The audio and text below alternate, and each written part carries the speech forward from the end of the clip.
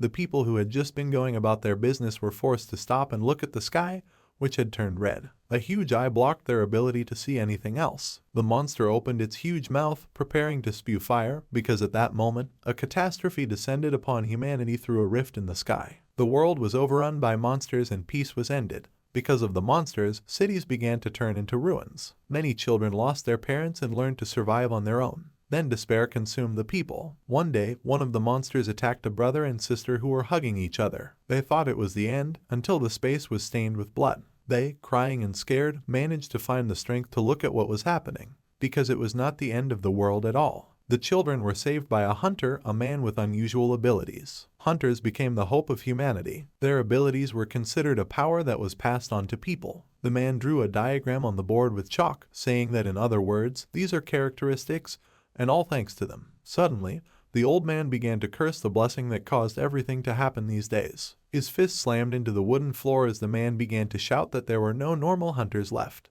The little boy in front of him listened with his mouth open as he said that the hunters of today were useless because they showed off their characteristics and then died. Yusung, who was 5 years old at the time of the incident, was listening with rapture to his teacher's every word. Suddenly, the man asked what hunters needed to survive. The boy raised his hand and asked, "Strength and that." The man clenched his fist, saying that it was true because physical strength was the only thing worth relying on, and since he was a hunter, he should be able to defeat his opponent with one blow. He pointed at the boy and said that was why he chose him. The man believed that courage was the most important thing for a hunter. He remembered how he took Yusung. Then he thought that only those who carry the burden of fears and scars can become strong fighters. The man created a sphere in his hand and demanded that the boy trust him. The sphere turned into a Yusung figurine when the man said that he trained differently from the others because if you tirelessly train your body, you will be overflowing with mana. However, his face immediately darkened because there was one problem. The man immediately changed the living figurine of the boy into a dead one and said that if he does not endure,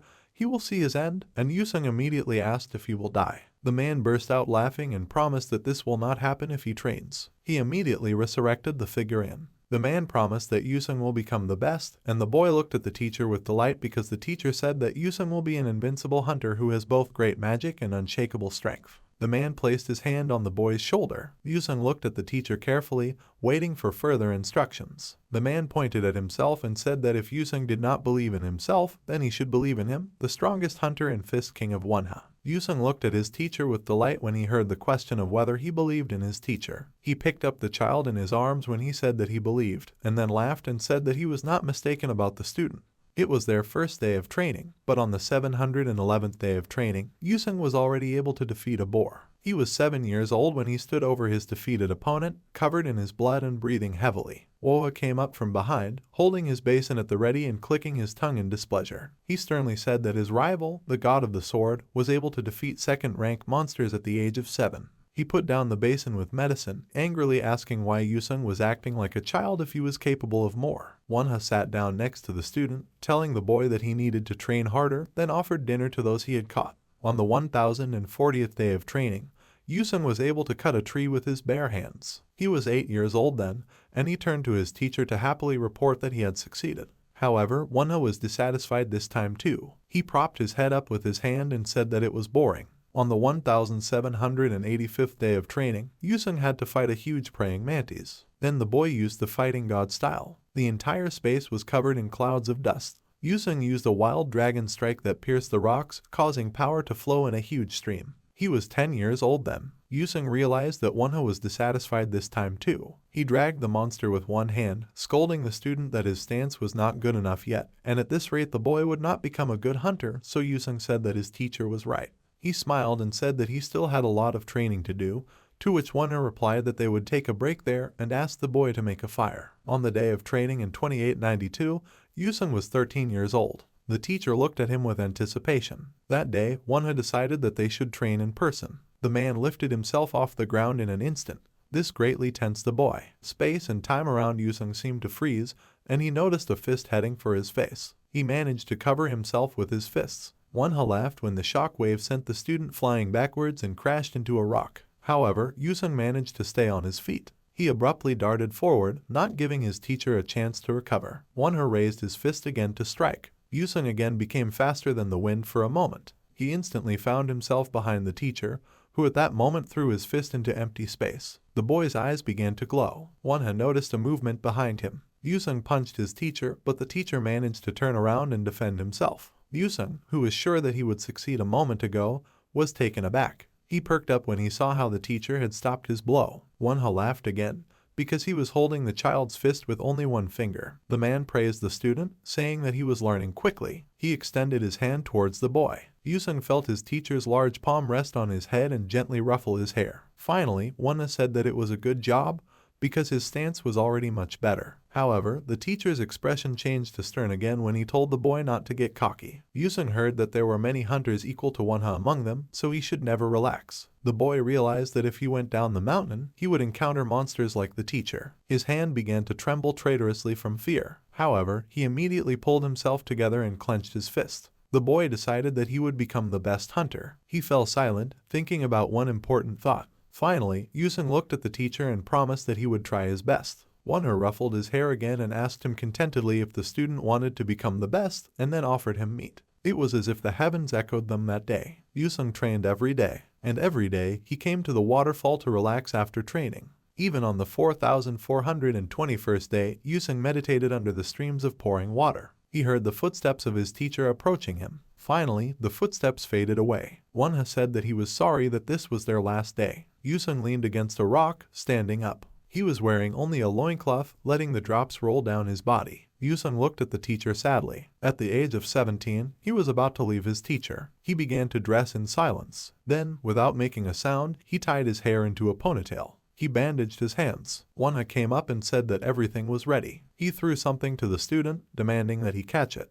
Yusung immediately grabbed the object in mid-air. It turned out to be a watch. It immediately began to glow. System windows began to appear in the air in front of Yusung. The name of the Gayon Academy hung above his information. Wonha, crossing his arms over his chest, he explained that he had already sent a letter of recommendation, because in 12 years the boy would come down from the mountain. Yusung bowed and thanked the teacher for everything. They stood opposite each other, remembering this important moment for the rest of their lives. Yusung walked down the steps. He still had a lot of cherry blossoms to walk past. He remembered how the teacher told him that the world was full of hunters. He told him about the arena where hunters fought each other. Their faces are always on the screens because they make a show out of it.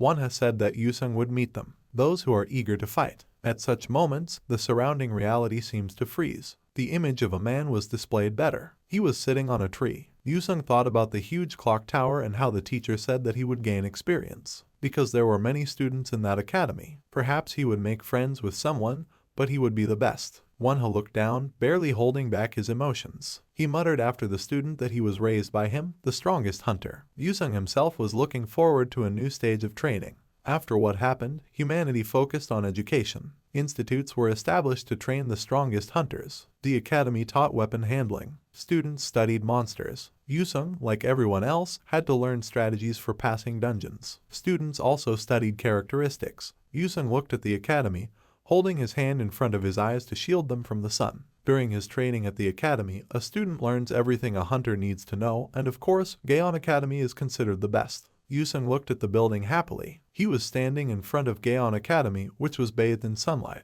A stranger came out to meet him. He had a distinctive badge on his jacket. The man greeted Yusung and introduced himself as Principal Byung-chul. He shook the guy's hand and said with a laugh that he was glad to meet you, to which Yusung thought that the man was quite kind. They went up to the principal's office, and Byung-chul invited Yusung to sit down, saying that they did not know each other at all, so he offered a cup of tea. They were sitting opposite each other when Byung-chul asked if Yusung wanted to attend Gayon Academy. The man was pleased that Wonha's student had come, even though he looked strange. Bisal hoped that the boy had incredible abilities. The director decided to ask a question that seemed obvious to him, but he still wanted to know if Yusung was an S rank. The boy was a little embarrassed because he was an F rank. The director laughed awkwardly, so his hopes were immediately dashed. Byung-chul thought that the boy in front of him was funny because Wonha couldn't have an F-rank student.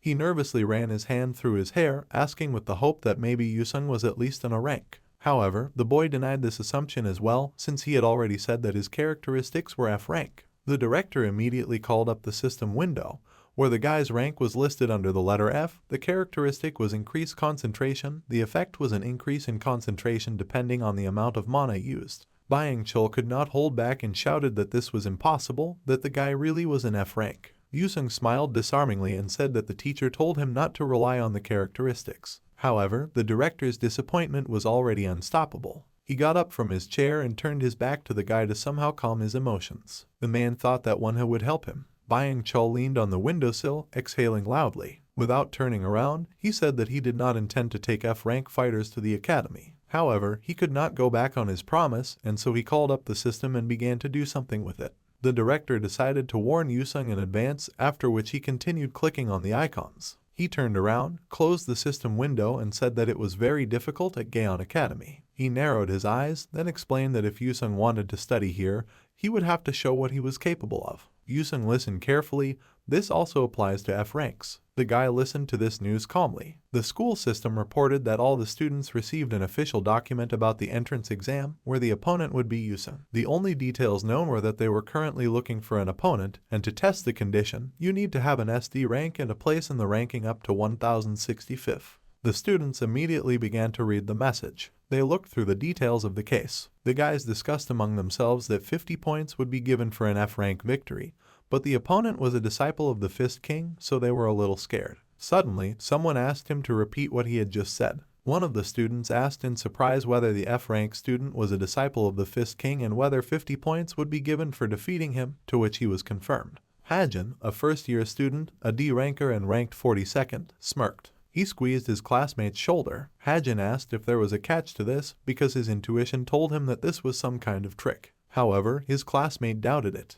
Hajin let the boy go and asked him to tell the others that he would handle this matter. Then, Hajin turned around and said that if anyone was against it, let them say so, then they could fight him themselves. The boy left the classroom, to which the others only said goodbye to him. The boy muttered as he watched Hajin leave that this was not very good. Hajin himself was jubilant that he would easily get 50 points for winning, and maybe it would happen that the Fist King would take him as a disciple. He was incredibly happy about this. Suddenly, he bumped into someone. He rudely asked where the student was going, then turned around. His face took on a surprised expression. The girl he collided with remained silent at this outburst. It turned out to be Adela Hortensia, and her place in the rankings was number 1. Hajin realized that it was Adela and that he had better run. The girl muttered the name of the Fist King. She remembered how the girl told her when she was little that his comrade was the best hunter, and next to him, nothing seemed scary. Then, while braiding her hair, the man told her that even he, who considered himself a genius, instantly lost to him, so he asked his granddaughter to remember the name of the best hunter in history and her grandfather's comrade.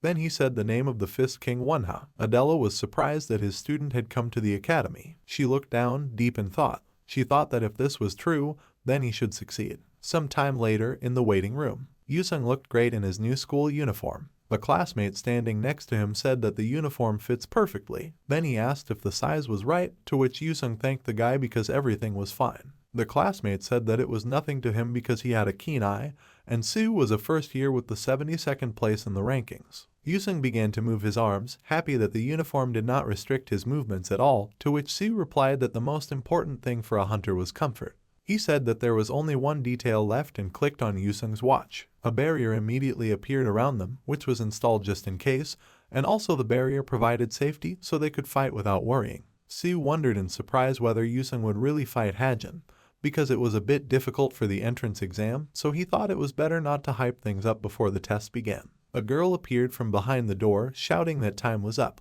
Stu slapped Yusung on the back and wished her luck in winning. Yusung thought that it was time for the entrance exam to the academy that even his teacher respected, so he clenched his fist and promised himself that he would definitely pass. The spotlights were shining in the competition hall, and the events were being shown on TVs. The host pulled the microphone towards her and began to say that this was Yusung's report for Channel K, and she was there to introduce Yusung since this guy had attracted public attention by becoming a disciple of the Fist King. And at that moment, the principal who was sitting next to her thought that the girl was so noisy, and if it weren't for the sponsorship, he wouldn't tolerate it. Meanwhile, Yusung loudly invited the audience to meet the guy. She introduced Yusung as a mysterious student. She introduced Hajin as a guy ranked 42nd in the rankings and a locomotive that went off the rails. Hajin heard Yusung's voice saying that, probably. It was hard to accept a fight that had so much riding on it, so she wanted to know if Hajin would tell her how he dared to do it.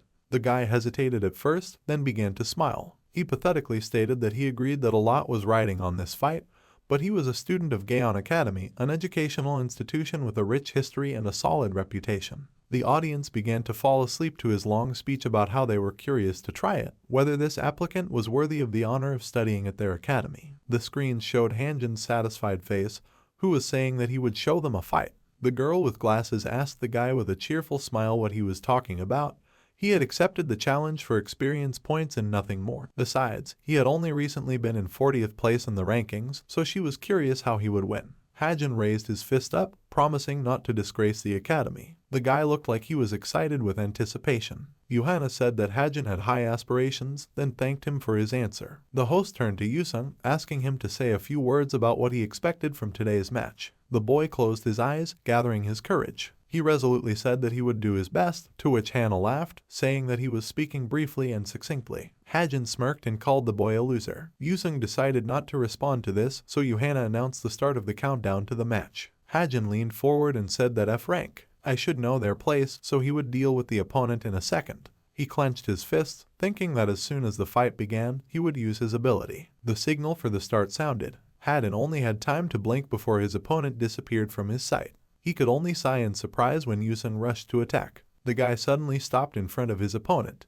He narrowed his eyes and his eyes began to glow. The hair on Hanjin's head stood on end. Yusung kicked the guy with a roundhouse kick. The spectators in their seats opened their mouths in surprise. Yuhana couldn't help but let out a sigh of admiration. The director tried his best to keep a mask of imperturbability, but surprise broke through. The girl with glasses also opened her mouth in shock. Hanjin fell on his back and Yuhana announced that he was knocked out because Yusung immediately broke through the protective barrier and knocked out his opponent. Yusung was surprised to hear that he was the winner. The girl with pink hair quietly whispered something under her breath. She began to clap her hands, surprised that Yusung actually won. The boy opened his eyes and immediately groaned because the ceiling began to bend. He could barely tell that he was in pain. Hanjin immediately jumped up on the couch and asked where he was, to which the nurse asked where he thought he was. The woman smiled, saying that the boy was in the hospital wing. She brought a glass of Ajin medicine and asked him to drink it and then rest, to which he was forced to agree. He remembered that he didn't even see at what moment Yusung snuck up on him. The boy thought hard, replaying his recent fight in his head. Hanjin realized that Yusung was definitely not an F rank, and his body immediately began to tremble. Meanwhile, in the director's office, the director looked annoyed when he called Yusung to his office. The boy, trying to remain calm, looked at Byung-chul. The man smirked. His face was filled with delight when Benchel congratulated Yusung on entering the Aeon Academy. The man handed him the juice and said that he knew the boy would do well, and Yusung thanked the director. Byung-chul thought about Woha and how the boy, although F rank, was still a disciple of the Fist King, and he didn't even have to worry because he promised that this time it would be for real. Byung-chul looked at Yusung chewing and thought that he couldn't trust him completely yet. The director said with a smile that of course the entrance practical exam was just the beginning. He explained that if Yusung aimed to become the strongest hunter like his teacher the Fist King, then he only needed to aim for one goal. He raised his finger, indicating the importance of the information. The director told him about the Star 7. They were considered the 7 best students in the academy. Yoon took a sip of his drink and muttered about the Star 7. Byung-chul thought about how of course there had never been a case in the history of the academy where an F-rank member of the Star 7 had become one. Yusung thoughtfully asked if he could become one of them, to which the principal answered in the affirmative. Byung-chul smiled and said that the path to the 7 was open to everyone. Yusung heard that there were only 7 of them, and they were the best of the best. The door to the office opened and a student asked permission to enter. Byung-chul looked out from behind Yusung and exclaimed that the student had already arrived, then offered to come in. As the student entered, the principal said that since Yusung was new, he called one of the students to bring him up to speed. Sue waved, said hello, and said that it was him again. The students looked at the couple walking down the hallway in surprise when Yu said that he was told that Yusung needed a tour guide around the academy. Sue walked with his hands behind his back and said that he and Yusung already knew each other, so he volunteered, to which the guy thanked him heartily. Suddenly Sue perked up because he remembered that he had not yet introduced himself. He extended his hand to the guy and said his name. He said that it was nice to meet Yusung. Yusung heard Sue suggesting to call him by his first name, which touched him.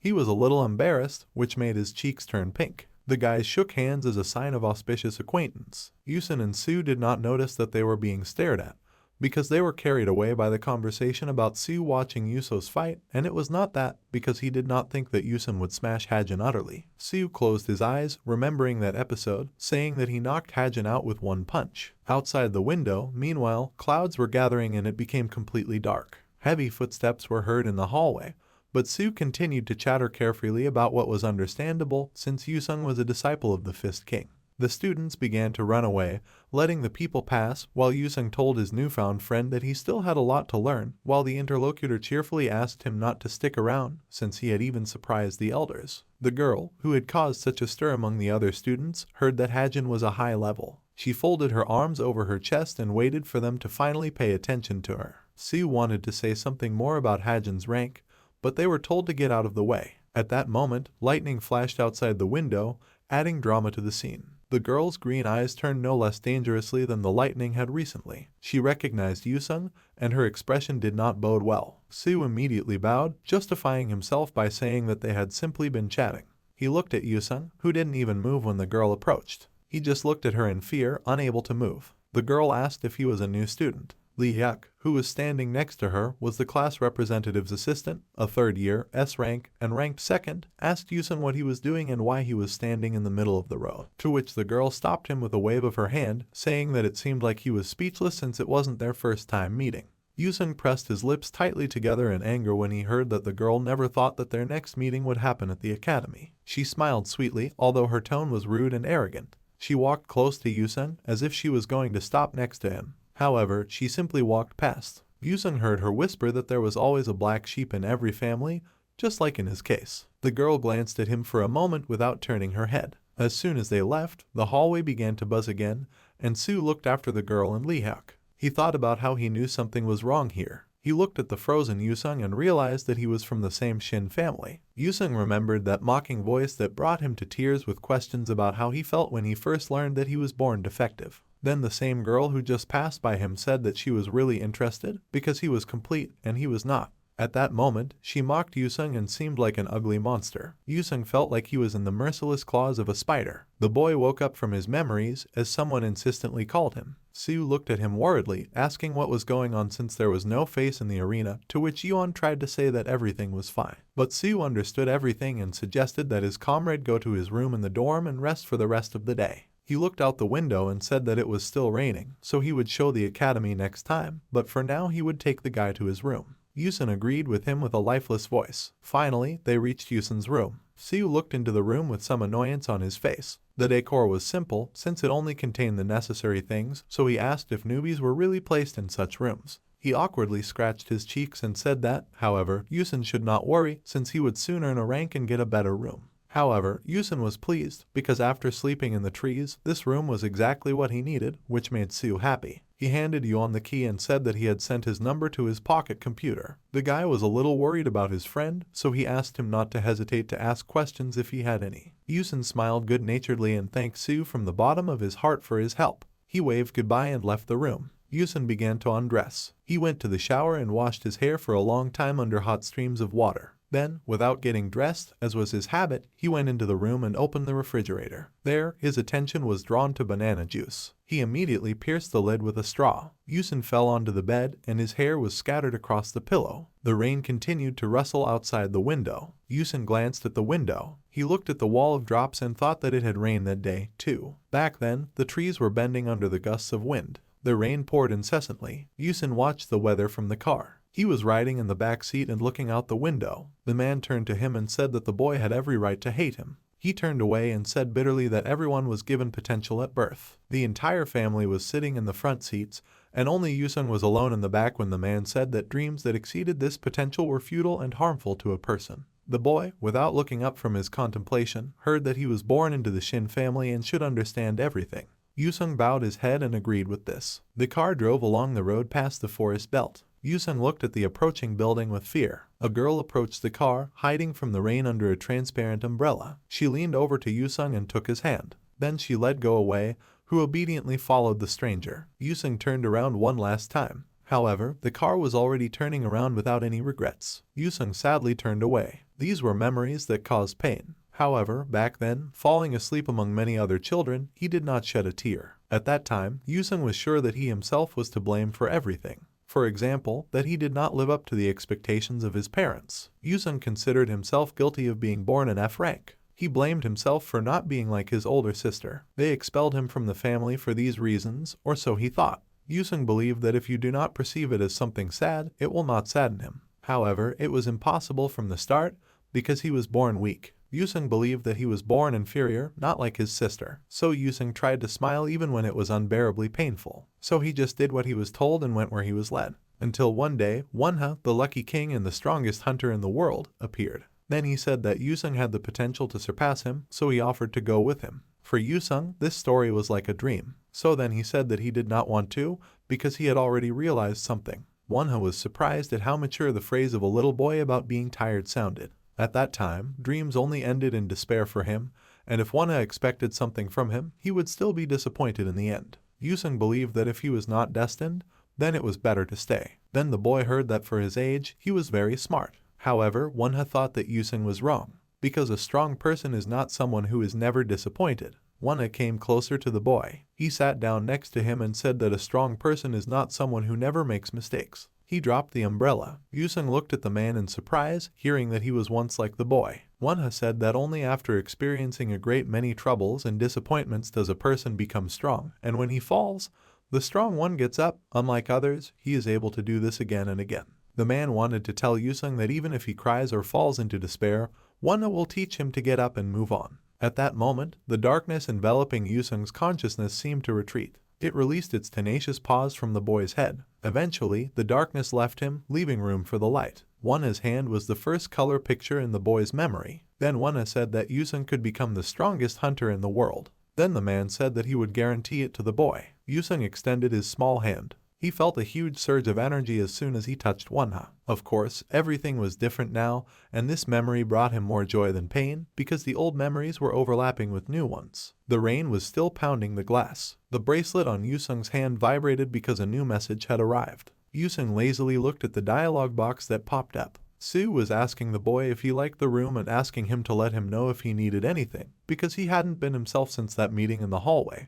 Yusung smiled happily. He wrote that everything was fine now and thanked Sue for his support. Yusung decided that the past didn't matter. He closed his eyes, because now it really did. Bright rays of sunlight were shining through the window. It was already past 7 o'clock when the alarm rang. Pink hair was scattered on the pillow, and the girl's hand crawled through it. She reached for the alarm to turn off its annoying beep. The girl opened her eyes with difficulty. She sat up in bed and stretched sweetly. There was a sound notifying that the toast was ready. She spread raspberry jam on the toast and put it on a plate with breakfast. The girl ate breakfast with appetite. Suddenly, the hairpin began to vibrate. The girl perked up in surprise and reached for it. He smiled, as if she heard good news. She headed for the exit, saying that she was already leaving. The girl walked in the stream of other students and thought that a month had already passed, but she was still worried on the way to Gayon Academy. She knew that the academy had amazing devices, training rooms, virtual technique practice, the largest battle hall in the city. There were even modern mana recovery devices. However, these devices were not available to everyone. Only the best students could make full use of them. Ordinary students like Hanah Jima,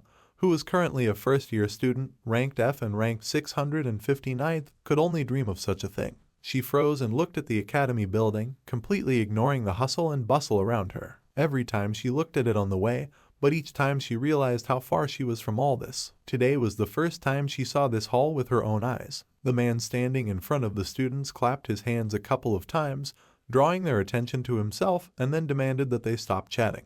He greeted the students with a smile, after which he introduced himself as Lin. One of the students decided to ask the man if today's class wasn't supposed to be taught by teacher Manhwa. The students immediately began to listen attentively when Lin said that this would no longer happen because he had left the academy and gone to China, but the students should not worry about it. Lin turned out to be an instructor and a 5th-class hunter, so if the students trusted him, he would teach them properly, because part of the process was training in an lab that was only available to the best students. He began to say something about the students being NZ Koran, when the doors to the hall slammed open and Sue and Yusung ran in, apologizing as they went for being late. Sue pointed at the embarrassed Yusung and said that he was helping a new student, and Yusung immediately introduced himself. Hanah Jima immediately looked at the boy, embarrassed. He was the same student that the girl had seen in the hall. Lin folded his arms over his chest and smiled good-naturedly, saying that this is what he is like, a student of the Fist King, which Yusung immediately confirmed. Lin closed his eyes, thinking that an F-ranked disciple of a legendary hunter was an interesting combination. He decided to scan the guy's mana, which flowed evenly throughout his entire body, and immediately exclaimed in surprise. Lin placed his hand on Yusung's shoulder and said that it was great because he could see that the guy was not slacking off. Yusung smiled disarmingly, saying that he did not miss a day of training. Lin gave a thumbs up in approval, admiring the guy's spirit, because sincerity and courage are very important for a hunter. The students looked at the satisfied teacher and student and began to whisper among themselves about the F rank being recognized by a 5th class hunter. Lin became serious when he said that he wanted to test the guy's skill. He pointed to the renovated training hall and said that this place was the best place to prove that all the rumors were true. He explained that everything was already prepared for this, then asked if there was anything that needed to be explained, because if not, the boy had to touch the hologram to set the difficulty, and it was quite simple. Yusung agreed, then called up the system window, setting the training difficulty to the 3rd rank of danger and high difficulty. The students began to whisper in shock that the boy was not joking, selecting the 3rd rank. The system window reported that the monsters would be random, namely, the orc battle army dropped out, so the setting was complete, and the difficulty remained high, which greatly impressed Hanah Jima. Yusung poked at the icon, and the system window reported that setting the high difficulty accompanied the orc's intelligence increase by 150%. The number of bosses increased to 3, and their strength was multiplied by 2. After that, the next window reported that the training battle setting was complete. Yusung calmly looked at the teacher, saying that then he would begin. Lin looked taken aback as he agreed that the boy could begin already. He frowned, not knowing if the boy was joking or not, because the danger of the rank and the high difficulty couldn't cause any harm, because you can't get hurt in the training hall, but it was strange to see such a choice from an F rank. Lin wondered if this was a bluff or unwavering confidence as he watched Yusung walk determinedly towards the training ground. Yusung looked at the system window, which reported that the arena had set itself to the Randall Pat Desert. He calmly watched the loading window, which was currently frozen at 85%. Finally, Yusung found himself in the middle of the desert and realized that this was the hall. Someone's heavy foot stepped onto the hot sand. One orc was holding a halberd. The second had an axe. The 3rd orc brazenly bared his fangs. The group of orcs that were ahead looked terrifying. One of them rudely asked Yusung how dared to invade their tribe's lands. He ordered to kill the guy, and the orcs immediately rushed to attack. Yusung sighed heavily and prepared for battle. He used concentration enhancement, and his eyes immediately began to glow blue. The boy felt that there was someone behind the rock that was behind the enemies. A closer analysis showed that archers were hiding there. They were ready to shoot arrows forward. The monster opened its mouth wide. This was a typical strategy for melee and ranged fighters. A sharp axe appeared right in front of the boy. Closing his eyes, he decided what to do. The hunter grabbed the shaft of the enemy's spear. The axes hit its tip. The protagonist looked forward resolutely. His hand grabbed the orc's face. Yusung managed to knock him to the ground. Other monsters pounced on him from behind. The boy turned around and repelled their attacks. Having defended himself from the enemies, the boy looked forward. The archers attacked him from behind the stone. A sharp arrow was right in front of his eye. Blood spurted. Having looked out and looked at the battlefield, the monsters did not see their opponent. The hunter was behind them. Clouds floated across the sky. Groans and screams were heard. A notification informed that the user had finished training. The desert landscape dissipated. The protagonist found himself in the office. Siu's mouth opened in surprise. The system congratulated the user on setting a new record. Hanah Jima blushed with embarrassment.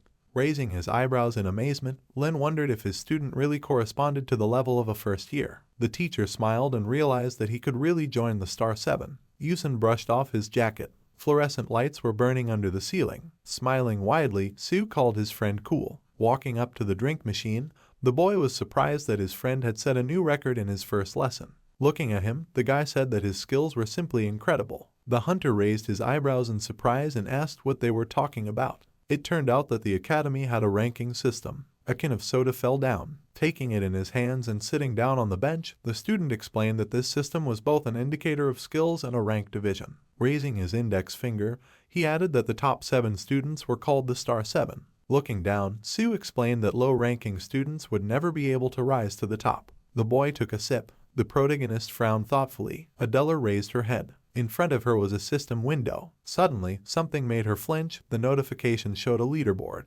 Seeing that someone had displaced her from first place, the girl's eyes widened in surprise. She lowered her hands and thought that her heart was about to jump out of her chest. There were blocks of ice around her. Squinting, the girl thought about the person who could defeat her grandfather. The huntress looked down. Her watch lit up. A new message was received. Adela raised her hand and looked at her watch. The system informed that the first semester exam would be held soon. Smiling, Siu said that they would make an announcement soon. The protagonist smiled back. The system asked him to confirm his participation. Yusung touched the hologram. Clicking on the watch, The boy read that the exam results directly depended on the opponent he would be matched with. The system asked who his partner was. The boy's eyes widened. Lowering the corners of his lips, he answered that his partner would be Hanah Jima. The corresponding information appeared on the system window. The girl blushed and trembled. Seeing the notification, she asked in horror what it meant. The students were sitting in the cafeteria. Someone was ordering food at the counter. The student turned to his friend and said that during the exam, it was more important to hold out as long as possible than to get a high grade. Sitting at the table, the girl said that her friend was paired with a high-ranking representative. Looking menacingly at his classmate, Hitchin said that one should listen to the one with a higher rank when there is a disagreement. Algerie noted that their ranks were not that different. The protagonist looked at his classmates. He had a worried look because all the talk was only about the exams. Sitting opposite him, Sue explained that the entire next year of study depended on this exam. For those who get a good grade, there will be privileges. Sitting down at their table, the girl said that real hell awaits those who get a bad grade. Runia winked and said that she was very pleased to meet the guys. Yusung smiled and said that the feeling was mutual. Blushing with happiness, the girl called him very friendly. With wide eyes, she asked him to marry her after graduation. The boy looked at her in confusion and blushed with embarrassment. Frowning, Siu asked his classmate not to joke like that. The student said that it was not a joke at all. There were trays of food on the table.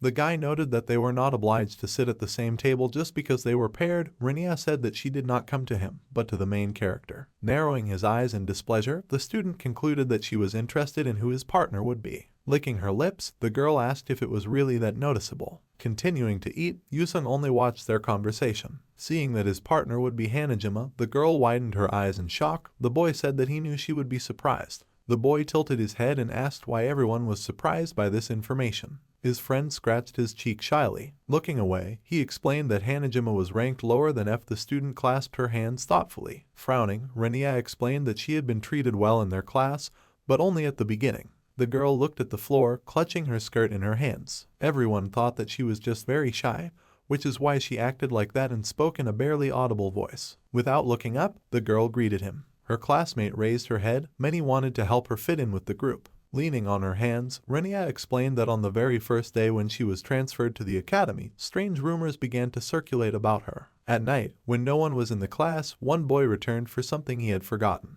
Entering the room, he was stunned with horror. Hanah Jima nervously wrote something in her notebook, radiating a dark energy. The next day, another student noticed that she dropped her handkerchief. Turning around, the student tried to call out to her, but the girl quickly disappeared. Picking up the handkerchief, the boy noticed that something was wrong with it. There was a tangle of long hair inside. There were many people lying around the girl.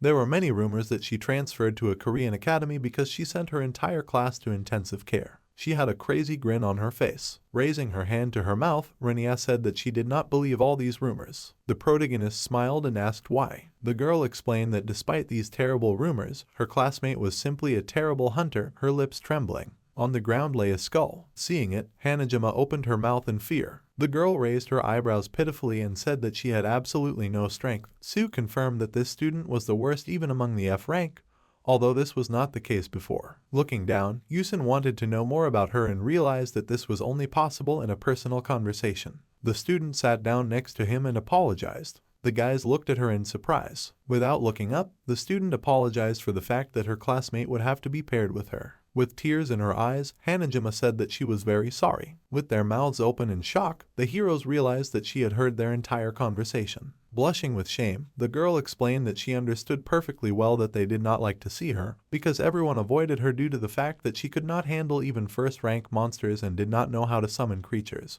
Getting up from the table, Sue said that it was time for him to go. Closing her eyes, Renia remembered that she forgot to feed her goldfish. They quickly ran away. The boy looked after them. After an awkward pause, the guy suggested that the classmate sitting next to him go for a walk. The heroes went out into the blooming garden. Taking 2 drinks in his hands, the hunter offered one of them to his partner. Hanah Jima brought the bottle to her mouth. Lowering her hands, the girl called herself useless. Rounding her eyes, she explained that all the rumors about her were the result of a huge misunderstanding. One day, she was seen at her desk in a gloomy environment. In fact, the girl was writing down her expenses in a notebook. Remembering her hair in a scarf, the student blushed. Lowering the corners of her lips, she said that it was all because of her ability. Squinting, the protagonist asked what kind of ability it was. Taking the hair in her hands, the student explained that her skill was called the Administrator of the Dead, a very specific necromantic ability from the category of black magic. Hanah Jima stood up from the bench. The girl frowned pitifully and said that this was the only ability available to her now. Opening her mouth, she added that she needed the hair as a sacrifice. After casting the spell, her hair caught fire. Throwing it to the ground, the girl asked those sleeping in the ground to protect her. The hair fell on the grass. A cloud of dark energy appeared from it. It began to grow. Suddenly, a burning eye flashed in it. Yusin watched what was happening in surprise. He had a tense look. The viscous mucus took on a humanoid shape. A human skull was visible from under it. Some time ago, the student cast a spell. The hair in her hand caught fire. It fell from her hand. A viscous black liquid appeared on the grass. The witch's eyes widened in fear when she saw the monster. A glowing eye flashed in the skull. The skeleton lowered its hands in embarrassment. Frowning, Hanah Jima explained that there was one problem with her ability. Pointing her finger forward, the girl asked the summoned creature to attack the tree. The skeleton frowned and nodded. He walked up to the tree. The living dead man hit the tree with his fist. The tree trunk trembled. The monster's fingers cracked. Seeing that the skeleton had fallen apart, the girl put her hands to her cheeks. Squinting, the guy realized that his classmate could summon creatures with her hair. Frowning sternly, the hunter thought that she had become weaker after transferring to a new school. Raising his head, the protagonist called out to her. Smiling, Yusin asked if she really had no friends at all. Blushing with embarrassment, the student was unable to answer. The witch looked down and said that she was considered strange and too weak because of her ability. Putting a hand to her chin, the boy guessed that she had previously asked her Japanese friends for hair, but now, in Korea, she had no support. Squinting, the boy realized that she had no one else to ask for hair from, and the strong students would have refused such a thing at all. Hanah Jima put her hands to her chest when she was called. The hunter held out his hair to her. The girl, her eyes wide in surprise, asked if her classmate really wanted to give her his hair. The protagonist explained that he understood that she needed it for necromancy. The girl opened her mouth in shock. Her cheeks were red. Seeing something, she raised her eyebrows in amazement. A skeleton stood in front of the heroes. He had strong arms. Fire burned in his eyes. The corpse stood motionless. The student noticed that his eyes were clearer than those of her other minions. The monster flinched when asked to attack the tree. It looked at the tree next to it. The skeleton looked away. At the same time, the monster jumped up. The corpse hit the trunk with all its might. His fist left a deep mark. Blue energy oozed from the fist. The witch's eyes widened in surprise. Yusin smiled. The mark left on the trunk lit up. An explosion of bright energy was heard behind the skeleton. Hanah Jima, her mouth hanging open, said that this couldn't be happening. Raising her eyebrows, she explained that her ability only allowed her to use 30% of the victim's power. The girl looked at her friend when he said that this should be enough. He looked confident. Smiling happily, the girl wanted to be friends with him. The student took her classmate's hand. Pulling it, the witch asked him to give her 10 of his hairs. Yusin said that was too much. A mark appeared on the map. The man watched the changes in the system. Someone entered the room. Byung-chul asked if his colleague had been an examiner at the exam before. Lin approached him and said no, adding that he had prepared thoroughly so as not to make a single mistake. The principal explained that he had nothing to worry about on the precious island. Smiling, the teacher said that he had warned his students to be careful. With his hands behind his back, the man explained that there was a time when freshmen had passed this exam by acting bravely, but that was an isolated incident. Lin realized that he was talking about the current head of the school. Looking at the map, he concluded that Han's achievement had surprised everyone at Machenru Academy. Byung-chul called her a genius with natural talent and explained that she was born into the respected Shin family. There was a black mark on the map. The principal said that only a monster can kill a monster. On the black mark was a monster's head. A huge ship was sailing on the sea. The blue sky hung above it. White hair fluttered in the wind. Adela put her hands on the railing. Her eyes were closed. Someone asked what she was doing. The girl looked back. A brunette was standing behind her. Crossing her arms over her chest, Yuna asked why her classmate was so serious. The girl walked past her. Running up to her, the student asked her not to ignore her. She ran forward and spread her arms. Smiling, the student offered her classmate to fight and said that there was a training ground here. Adela looked at her thoughtfully. Lowering the corners of her lips, the girl said that only 3 days had passed. Frowning, the brunette asked what that meant. In the past, Yuna pursed her lips in displeasure. 3 days ago, the girl raised her hand over her and won the duel. Raising her hand, the student said that she would succeed this time. The huntress refused the duel. Looking away, she asked why her classmate was so intrusive. Blushing with impatience, the student said that she could not accept her defeat. Lightning flashed between the heroines. Someone called out to the main character. Adela shuddered.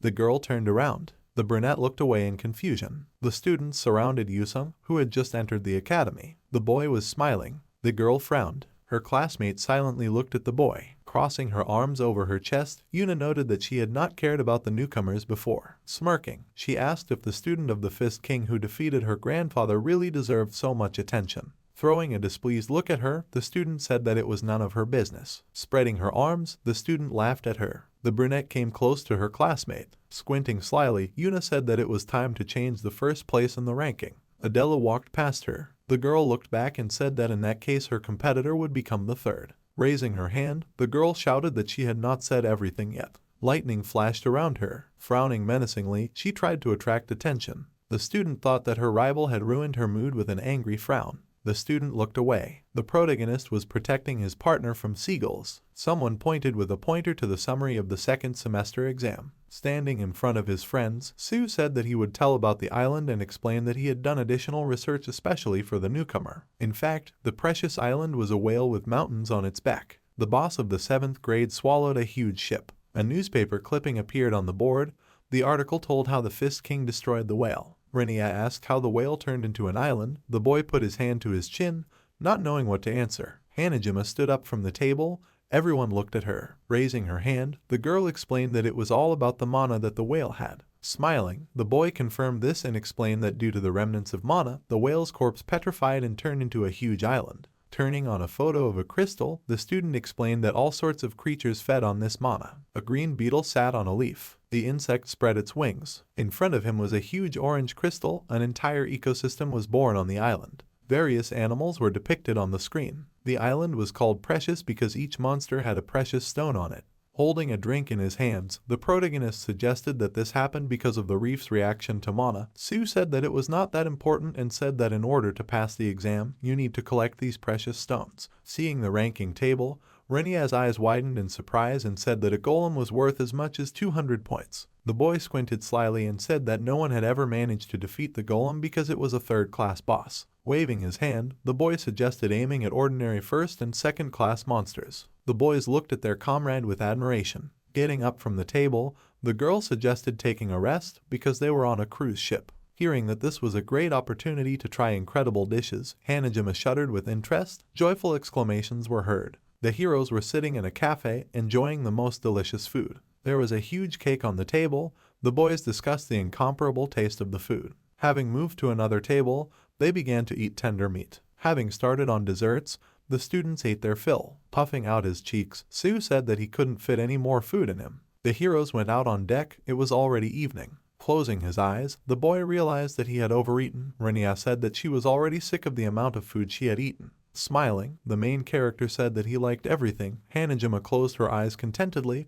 The guys decided to go to bed. Looking after them, Yusin and his partner said goodbye to them. The girl blushed. The guy was holding a drink in his hands. Looking down, the girl said that today had flown by. Looking at the sky, the hunter agreed with her and said that he had never even dreamed of something like this before. The stars were shining in the sky. The students would arrive at the precious island tomorrow. Clutching a drink in her hands, the witch said that she did not want to be a burden to her friend. She waved her hands and apologized for talking about something sad on such a nice day. The protagonist smiled. Hanah Jima explained that she always worries when something good happens because she is afraid of making a mistake and ruining everything. The girl continued to hold the drink in her hands. Yusung said that everything was fine. Looking up, the girl asked what it meant. Smiling, the boy asked her not to blame herself because everyone makes mistakes and promised to help her because they are on the same team. The student blushed embarrassedly. Looking away, she called her partner very kind. Putting her palms together, the witch said that he does not seem like someone who makes mistakes. The boy lowered his head and thought about it. In the past, a hunter caught a bear cub. One pointed behind him. A fearsome she-bear stood behind him. The predator chased after the villain who stole her child. Holding a boar on his shoulder, the Fist King asked what his student was doing. The protagonist licked his lips and said that these mushrooms were very tasty. Sitting down next to him, the man remembered that these mushrooms were poisonous. The poisoned Yusin was lying under the blanket. The old man looked back, hearing that his student was ready. The boy smiled happily. One explained that things were not carried like that. Looking down, the boy said that he also makes a lot of mistakes. Hanah Jima looked at him in surprise. The hunter said that his teacher always guided him on the right path. Being a very important person to his student, the Fist King extended his hand to him. The protagonist narrowed his eyes. He flinched when the girl expressed her understanding. Raising her eyebrows, she said that she also had a very good family. Suddenly lowering her head, the girl explained that they had not seen each other since she entered the academy.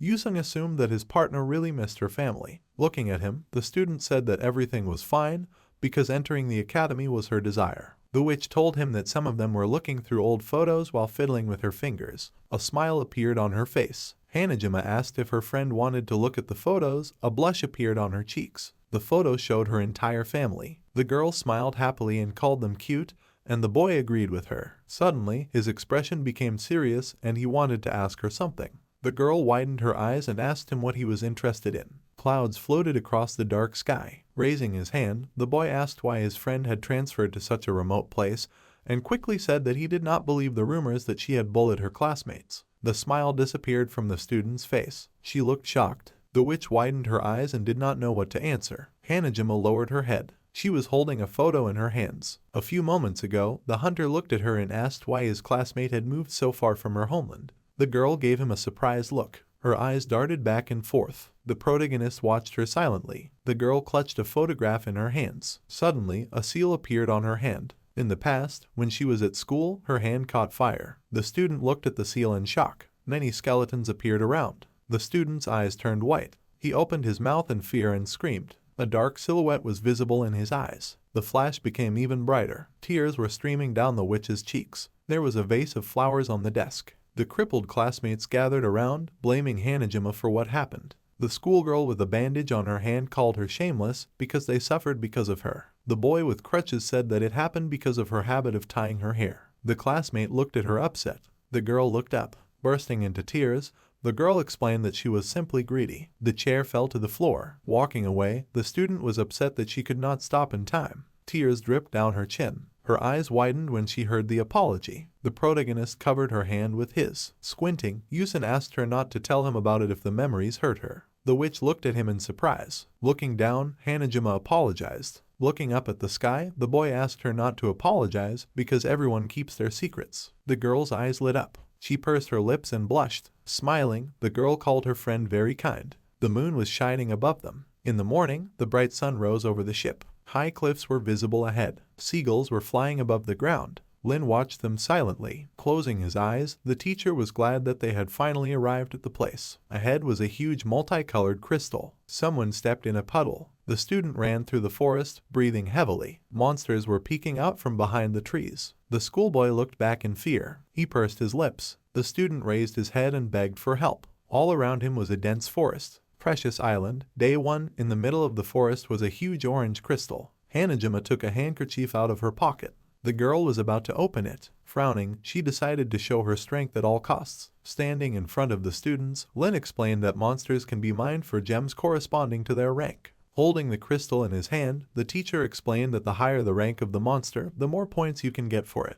The stone began to shine. The man added that each of the students can enter the stone into their pocket computer to get points. Putting his hand behind his back, the mentor said that the rules of the exam are very simple and said that within 2 days the guys must collect as many crystals as possible. The girl resolutely knitted her eyebrows. Lowering her gaze, the student thought that she did not want to become a burden. The protagonist approached her, frightening her. When they reached a fork in the road, Yusun suggested that they split up. Frowning, the witch realized that they would be able to collect more gems that way. Smiling, the boy reminded her that his hair should be enough to defeat any opponent below rank 3. He took his partner's hands. Looking at her, the boy asked her not to be afraid of anything.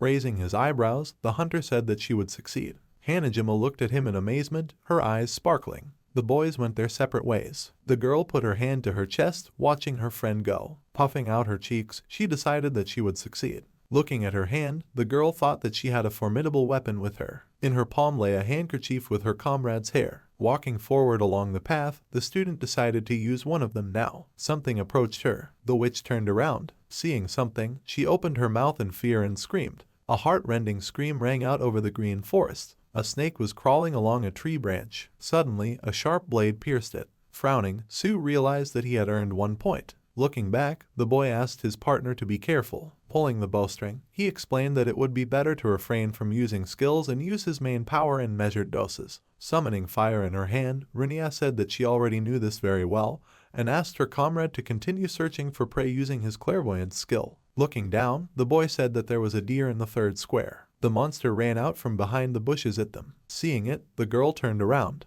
Fire burst into flames in her hands. The animal's body was engulfed in flames. Looking at her partner, the girl asked him to warn her of the enemy's appearance a little in advance. A huge boar ran out of the forest. Without wasting a second, the hunter fired an arrow at it. None of the forces left even a scratch on the monster. Gritting his teeth, Sue realized that the bow would not help here. The animal knocked him down. The system reported that 60% of the defense remained. The boy's eyes widened in fear. Suddenly, he squinted tensely. A knife appeared in his hands. The boy thrust it into the enemy's back. The pyromancer rushed to his aid. The boar died. The hunter sighed with relief. In his hand was a wide knife. Frowning, Sue said that his ineptitude in shooting let him down. Running up to him, Rinnia asked if everything was okay. The boy replied that everything was fine, but his defense had fallen. The knife dissolved in his hand. Looking at it, the boy thought that he was ashamed to receive such help again. The girl placed her hand on his waist and offered him a rest. The hunter realized that this was a great opportunity to restore his defense. The girl promised to prepare everything. Raising her hand, her partner thanked her. He fell to the ground. Smiling, Sue thought that since the beginning of the exam, their lives were constantly in danger. Looking at the blue sky, the boy wondered how his friends were doing and realized that his comrade would definitely fix the situation if something went wrong. The camera emitted a blue light. A drone was flying over the forest. A group of people were running through the forest. Frowning furiously, the blonde asked who could have thought of making the emerald elephant so strong. Looking at her, the brunette offered to attack him together, but the girl refused. Something ran between the trees. The girl shouted that they would never be able to defeat a third-rank monster. Suddenly, the hunters stopped and opened their mouths in shock. They backed away. There was a dead end in front of them. Hearing a loud roar, the students froze in place and realized that their end had come. A huge elephant ran out of the forest. The animal roared, its eyes flashing with fire. The boys turned around and realized that they had no other choice. Weapons appeared in their hands. Rushing forward, the students decided to go for a frontal attack. Putting his hands on the ground, the guy used a poison trap. Green slime immobilized the monster. Looking back, the young man called his friends for help. The girl with the hammer rushed forward. Her friend opened her mouth wide. Swinging her hand, she used a special move, a dakibai throw. Finding herself in the air, the huntress swung her hammer. Resolutely knitting her eyebrows, the girl shouted that this was a great height. The girl squeezed the shaft in her hand. Her hammer caught fire thanks to the atomic strike. A flash appeared above the elephant's head. Clenching her fist, the brunette asked if they really succeeded. The huntress frowned sternly. Suddenly, her eyes widened. The blow left no trace on the monster's skin. The animal threw the enemy off its head. Running away, the girl shouted that it didn't work. Clenching her fists, the blonde realized that they had only one option left and asked her friends to stand closer to her. Thanks to the sacred defense skill, a dome appeared over the guys. The elephant destroyed it with just one swing of its trunk. Falling to the ground, the girl realized that now it was all over. Looking at the monster, the brunette asked if this was really their end. The captain confirmed it. Putting her hand on her shoulder, the huntress wanted to say something, but the student said that they could discuss it at the hospital. Suddenly, someone's long hair sparkled in the forests. The animal pounced on the defenseless students. Suddenly, the main character appeared in front of them. Squinting, Yusen noticed the enemy. The girls stared at him in surprise. The elephant approached them. The boy swung his hand. With one blow, he managed to knock the monster to the ground. The girls opened their mouths in shock. Smiling, the boy asked if he could collect the reward for this monster. The students realized that this was the new one everyone was talking about. Smiling, the hunter thought that everything was going according to plan and wondered how his friend was doing. Clouds floated above the forest. A scream was heard. Hanah Jima fell to the ground and put her hand to her head. The girl, opening her mouth in surprise, asked what that sound was. The beast raised its ears. There was a gem on its forehead. The squirrel took a step forward. Putting her hands to her chest, the girl thought that she was very lucky. Looking at the animal, she asked what it was trying to do. The monster grabbed the scarf with hair in its teeth. Reaching out, the student said that it was inedible. Closing her eyes, the witch asked the beast to be obedient. The squirrel looked up. The monster hit the huntress with its tail. Putting her hand to her cheek, Hanah Jima wondered how she could get her handkerchief back. She picked a flower. Handing it to the animal, the girl offered to exchange. The beast looked at the clover in confusion. Perking up its ears, it hissed. With tears in its eyes, the girl realized that it did not like the smell and said that she had no other delicacies. Putting a hand to her chin, the student remembered something. She laid out a piece of cloth on the ground. On it lay the picked flowers. The witch took a pestle and began to pound the plants. Then the huntress added some honey. The squirrel watched her in surprise. Smiling, Hanah Jima called out that everything was ready. In her hand was a tasty and nutritious carrot. Looking around, the girl asked if the beast liked this snack. The monster happily widened its shining eyes. The girl handed him a carrot. The animal ran after the thrown treat. Rising to her feet, the student realized that now only the simplest thing remained. She looked at the squirrel. The witch furrowed her brows decisively. A glow appeared behind the animal. The beast froze in place. It waved its tail in displeasure. Frowning, the monster growled. Suddenly, something made it open its mouth in fear. The skeleton grabbed it by the skin. The huntress asked for forgiveness. Smiling, she promised that the stone would quickly grow back. The squirrel widened its eyes in horror. Tears appeared in them.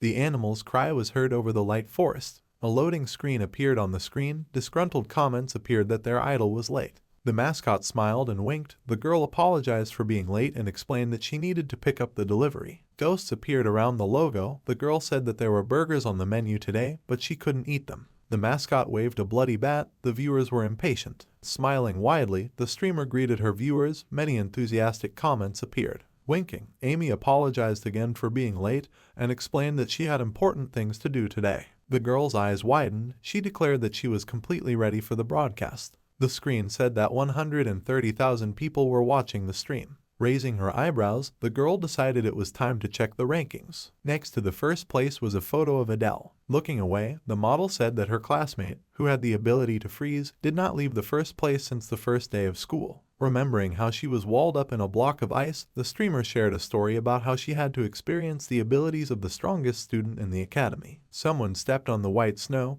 Amy called her classmate the best young huntress in the whole world. Adela walked through the snowy forest. In second place was a photo of Min. Lightning thundered in the forest. It was the ability of the class president, the power of which no one can compare. Lightning sparkled in the huntress's hand. Waving her hand, she asked her partner to deal with the corpse. Smiling, Sahyun called her very strong. In front of him was a huge crayfish. In third place was a photo of the main character. The girl was surprised that a newbie could rise so high in the ranking. With her mouth open in amazement, the girl could not believe that an F rank could get third place. Yusun ran along a forest path. A giant elephant was approaching him.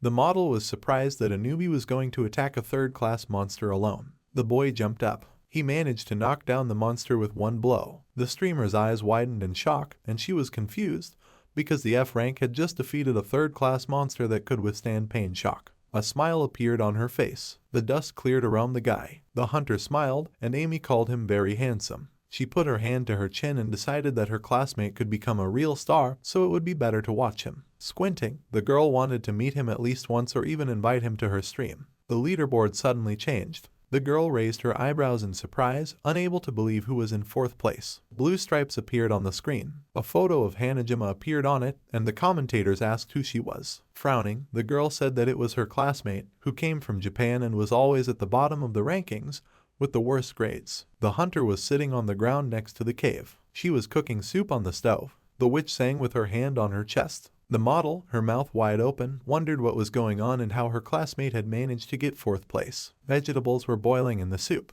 Hanah Jima closed her eyes and said that this seasoning was just perfect and remembered that carrots had helped her in a moment of danger. The sun was setting behind the forest. The spoon fell into the curry. Smiling, the girl decided to hurry up because her friend would be coming soon. Some time ago, the girl spread her arms and asked the skeleton to search for gems. Remembering how the dead man disappeared into the forest, the student thought that he was as fast as her partner. The bright sun illuminated the forest. A squirrel was lying on the ground with a ripped-out gem. The gem was lying next to a deer. The monster picked it up. The skeleton brought it closer to his eyes. The witch did not expect to get even a passing grade, but she hoped that everything would be fine. The dead man had a huge backpack on his back, filled with precious stones. The pot was covered with a lid. The protagonist smiled. Hanah Jima looked at him tensely. They were sitting opposite each other. The girl opened the box of rice. Under the lid was boiling curry. The girl took a ladle and scooped up the soup. The viscous gravy covered the rice. The chopsticks grabbed a piece of meat. Yusun watched the whole process carefully. Frowning, the student said that now everything was perfect. She put the meat on the gravy. Seeing this dish in front of him, the boy blushed. The witch frowned. In her hands was a plate of curry. Taking it, the guy thanked her, and his partner wished him bon appetit. In the spoon was rice covered with gravy. The hunter brought it to his mouth. He tried the dish. Hanah Jima looked at him carefully, waiting for a reaction. The protagonist narrowed his eyes lighting up. Yusung thought it was amazing as he continued to eat. The ingredients fell into the soup. The onion gave the curry a natural sweetness. The carrots and potatoes created a unique soft texture, and the aroma of turmeric and the rich taste of the meat blended harmoniously together. There was a piece of meat on the spoon. The boy took a bite. He closed his eyes, imagining a huge rooster, and thought that all the pieces of the puzzle fit together. He opened his eyes. Juice was flowing out of the piece of meat. This chicken was just made for curry. Putting the spoon in his mouth, the hunter realized that this dish was simply perfect. In his memory, Wanna poured powder into the pot to make curry. The girl raised her eyebrows, hoping that her friend liked it. She flinched in fear when her name was called. The protagonist handed her an empty plate. Frowning, he asked for more. The girl's mouth fell open in surprise. The girl closed her eyes and agreed to give him more food. Hearing a strange sound, the heroes turned around. The sun was setting. The system decided to announce the test scores. Someone was clutching a handkerchief. Adela was sitting in a tent. She was in first place. Someone was holding a glass in their hands. Sahyun poured more juice into it. Yuna was in second place. Sue and Renia were eating outdoors. Their friend was in third place. Hearing this, their eyes widened in surprise. Smiling happily, the guys thought that they should have expected nothing less. Hearing that Hanah Jima was in fourth place, the boy froze in place. His partner was shocked. The girl spilled curry past the plate. Her mouth opened in amazement. The girl screamed, her eyes widening. The lights in the night city lit up. The Hunters Association headquarters emitted a bright light. Someone was walking down the hallway. She was holding a tablet. May walked past the guards. She stopped. The girl looked up. The woman banged her fist on the door. The camera lowered. The branch manager was standing in front of the black door, and she was allowed to enter. She apologized as she opened the door. The light from the display illuminated her face. May looked up and decided to start with the report. In front of her was a man in a computer chair. The system window showed a broadcast from the island. The students clenched their fists, thinking that this was just the beginning and that they would be able to move up in the rankings. As she approached the screen, the girl realized that they were students from Gayon Academy, fighting for points. Frowning, the woman was surprised that the president had decided to monitor their exam, since this rarely happened. The man grinned and said that he found one of the students very curious. The broadcast showed a student of the Fist King. Raising her eyebrows, the branch manager asked if her colleague was really interested in an F-rank representative.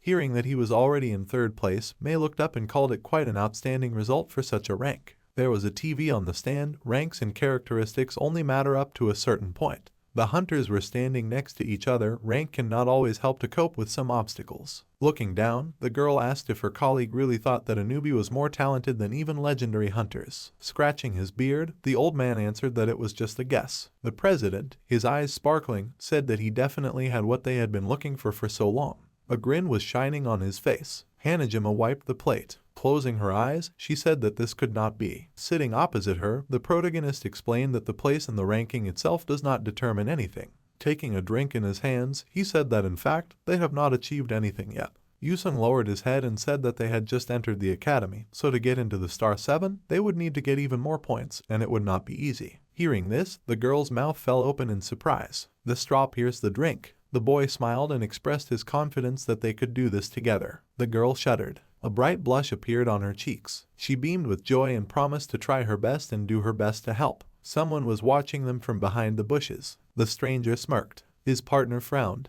Narrowing his eyes angrily, the brunette decided that today was a lucky day for both of them. A group of students raised their soda cans. They sat on a blanket, discussing their catch today. The gems sparkled. Looking at them, the boys were happy that there were so many of them. Pointing at himself, the blonde stated that this would definitely earn them a rank increase. His partner said that working as a team was a great solution. Hugging herself, the student said that upon their return, a dorm of a higher rank would be waiting for them. Winking, the boy confirmed that life would be more fun after this exam. With the corners of his lips lowered, someone insulted them and said that B ranks should keep quiet and not disgrace themselves. The guys widened their eyes in fear when they heard this voice. The scoundrel came out from behind the bushes. Frowning, the guy stated that teamwork does not bring any benefit. Sternly knitting his eyebrows, the student asked what they wanted. The hunter looked down at her. Pointing forward, he said that he came to take all their loot. On the ground lay a mountain of gems. Angrily opening his mouth, one of the students shouted that this was their loot. The brunette narrowed his eyes when he was asked not to act like a jackal. A dark energy appeared behind him. The boy, his eyes flashing, declared that taking what belonged to others was the right of the strong, and warned that there was no point in competing with them. The student's eyes widened in fear. The blonde looked back and asked his friend to take all the gems and run away. Gayon put her hand to her chest and asked if that was really the best option. The student frowned and explained that they wouldn't be able to handle this man anyway. Summoning a weapon in his hand, he promised to hold off the villains and asked his friend to run away from here to load all the points for the gems. The girl narrowed her eyes and said that she didn't like pain. Her partner smirked and said that they would protect their treasures to the last. The gems evaporated into thin air. The girl's eyes turned red. Turning into a rabbit, she agreed to run away. Victor lowered the corners of his lips and declared that they had chosen the wrong option. Rushing forward with weapons, the boys asked him to shut up. Black wings appeared in the air. Turning into a dragon, the boy decided to show his classmates what they wanted to see so much. Flashing his red eyes, the guy said that they would find out why he was called Dark. Darkness thickened over the forest. A scream was heard. The notification announced the ranking. The crystal dissolved in the air. Looking at it, the villain said that his classmates had earned a good amount today. The girl closed her eyes. Her friend was lying on the ground. The beaten student lost consciousness. Even all their treasures did not bring Victor closer to the star 7. He frowned. His partner blew up a bubble-gum ball. Watching the main character from behind the bushes, the boy was surprised that he managed to take third place. Hanah Jima wiped her tears with a handkerchief. The guy thought that she would be absolutely harmless to them, so all that remained was to deal with the newcomer. Yusen smiled happily. The girl burst a bubble-gum ball. Grinning, her partner called it a real stroke of luck. Looking at the system window, the girl decided to take the tent out of her inventory as it was already dark. Suddenly, the student shuddered. He immediately jumped up from the ground. Looking at him, the witch asked what happened. A wall of dark energy hung over them. Leaning on her hands, the necromancer noticed that the wall was made of hundreds of bats. The hunter was watching them closely. Seeing that the monsters were surrounding them, Hanah Jima opened her mouth in fear. A dark dome hung over the place where the heroes were. An ominous voice ordered the F-rank newbie to give him his personal computer. The girl put her hands to her chest. Grinning, Victor said that he had no way to refuse. Dragon wings appeared behind his back. The protagonist looked at him in amazement. Clenching her fists, the girl realized that they were attacked by robbers. She widened her eyes and remembered that these were people who didn't hunt monsters, but their classmates' prey. The villain looked down and realized that they were scared. His eyes lit up. Yusen smiled. He stepped forward. Raising his head, the boy said that they had no surplus to share. Blowing up the gumball again, the student thought that her friend was getting mad when weaklings talked back to him. Victor's mouth dropped open in surprise. Baring his fangs, he shouted that the newcomer was only an F rank. Sharp claws appeared on his hands. His body trembled. The young man promised to make his opponent beg for mercy and then tear him to shreds. Bats began to dart around the heroes. The boy closed his eyes. With his red eyes flashing, the villain asked why the enemy did this and shouted that it would be even better this way. The hunter was surrounded by pitch darkness. The monster dashed forward, explaining that in this form it had incredible speed and expressed a desire to rip the opponent's head off. His partner narrowed her eyes, thinking that this was the end. Suddenly, Victor froze in midair. Something hit him in the face. The protagonist's fist caught fire. He swung it, using the god style. His eyes lit up with blue fire. Yusen approached his opponent, using the Sky Dragon Rising Strike. His fist crashed into the enemy's body. A bright flash lit up the space. It was visible even from behind the bat dome. Suddenly, the dome split.